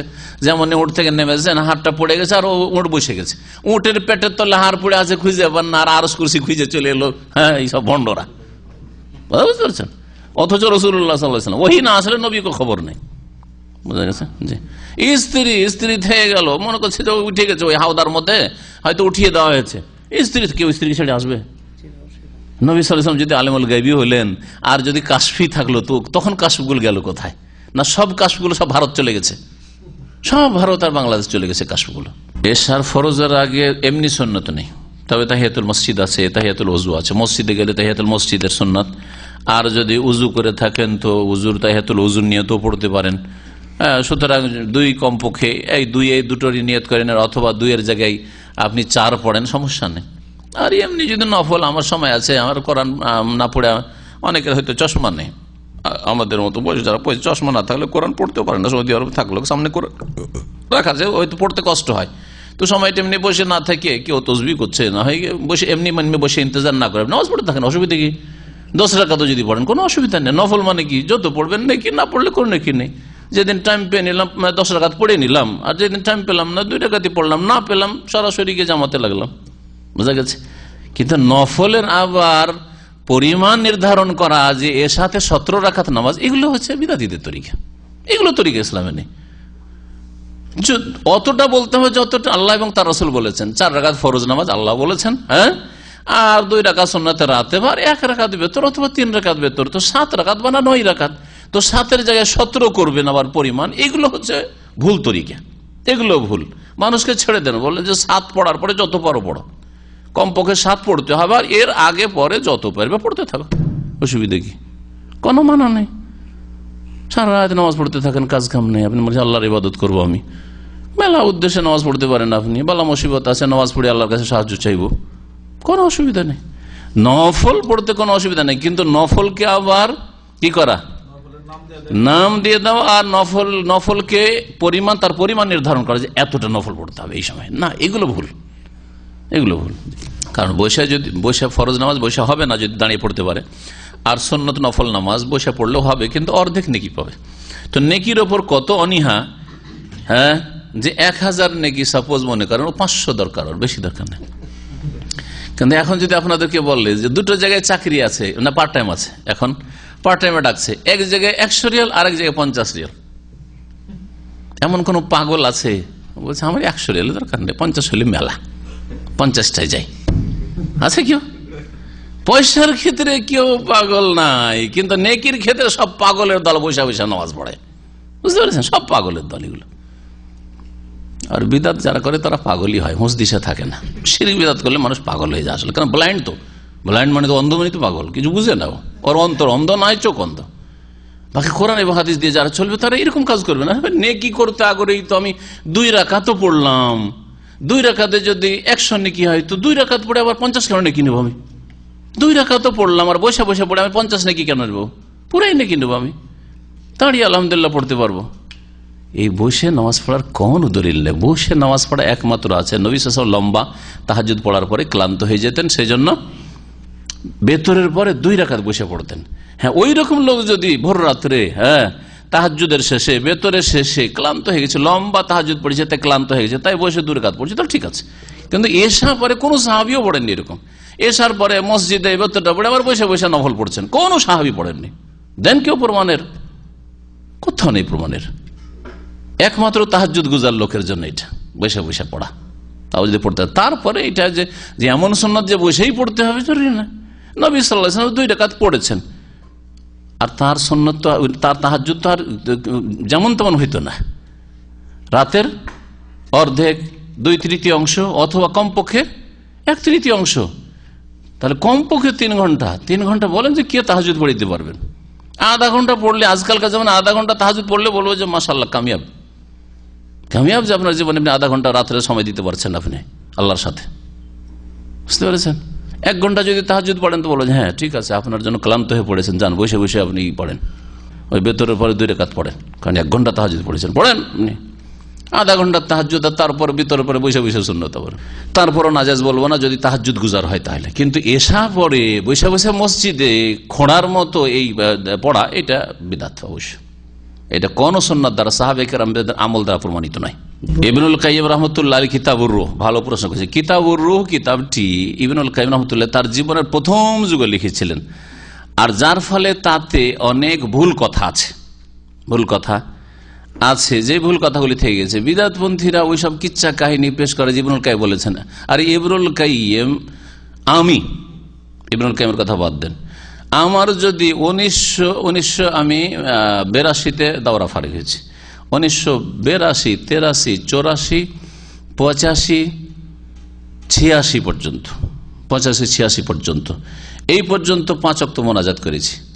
আর সেই যুগে যদি ভিডিও ক্যামেরা থাকতো, আর কেউ যদি ক্যামেরা করে আমার যদি মোনাজাত, মসজিদে ইমাম ছিলাম আমি, কয়েক বছর তারাবি, এককালে তারাবিও পড়িয়েছি, কারণ তখন ব্যাচেলর ছিলাম, বিয়ে শাদী করিনি, আর বাড়িতে থাকার কি আছে, সবাই ধরতো, তারাই পড়াইতাম, থাকতাম। তো এখন ওই যদি 5 ওয়াক্ত মোনাজাত আমার কেউ ক্যামেরা করে নেয়, দেখায় যে দেখেন দেখেন আজকে বলছে এটা বিদআত সেটা বিদআত, নিজে মোনাজাত করছে, সেটা যুক্তিসঙ্গত হবে? তখন আমি এই ক্ষেত্রে অজ্ঞতায় ছিলাম, জেহালতে ছিলাম। এখন আমি জানছি, জানার পরে আমার ফিরে যাওয়া ফরজ, না হলে জাহান্নামে যেতে হবে। তখন জানতাম না, আল্লাহ মাফ করবেন, যেটা বিদআত। এখন জেনেছি, ঠিক কিনা? তো ইবনুল কাইয়িম ওই রকমই প্রথম দিকে লিখেছিলেন, যখন ইবনে তাইমিয়া রাহমাতুল্লাহ আলাইহির ওই রকমের ছাত্র হননি, তার সংসর্গে আসেননি, অনেক কিছু তার উপর স্পষ্ট ছিল না। শিখার শেষ আছে, শিখার শেষ নেই। আরো বলছি আপনাকে, এই হাত তুলে একা একাই, তার মোনাজাত ছাড়লাম, সম্মিলিত মোনাজাত, একসাথে নামাজের পর মোনাজাত ছাড়লাম, কিন্তু হাত তুলে একা একা দোয়া করে হাত ফিরাইতাম। আমি নিজে হাত ফিরাইতাম। আবু দাউদের হাদিসও আছে, হাত ফেরাতাম। ওই হাদিসের উপর আমল করে হাত ফিরাতাম। জানতাম না যে হাদিসটা জয়ীফ। এটা কোন সালে যে ছাড়লাম এটা মনে নেই, কিন্তু খুব পরে, অনেক পরে ছেড়েছি। আমার মনে হয় মদিনা এসে ওইসব করেছি, হাত ফিরিয়েছি। মদিনা এসেও হাত ফিরিয়েছি, অথচ জামে সালাফিয়ে পড়েছি, মুখে হাত ফিরিয়েছি। তারপরে জানলাম যে হাদিস যখন জয়ীফ, তখন এখন হাত উঠিয়ে দোয়া করি, একা একা দোয়া করি আমি, তারপর নামাই দিই সাল্লাল্লাহু আলাইহি মুহাম্মদ ওয়া আলা আলিহি ওয়া সাহবিহি, আর কখনো হাত ফিরাই না। এখন তখনকার যদি রেকর্ড করে নিয়ে এসে দেখান, আর নিজেই তো হাত ফিরিয়েছেন আর বলছেন আজ বিদআত, চলবে? তো এইরকম প্রত্যেক আলেমদের জীবনীতে আপনি পাবেন, যখন জানতো না তখন ভুল করেছে, জেনেছে তখন ছেড়ে দিয়েছে। এটাই হচ্ছে তরিকা। আজ কেন, আজও যদি জানা না থাকে, আরো যদি 10-20 বছর 30 বছর আল্লাহ আর কোনোদিন জানতে পারি, হ্যাঁ ছেড়ে দেবো।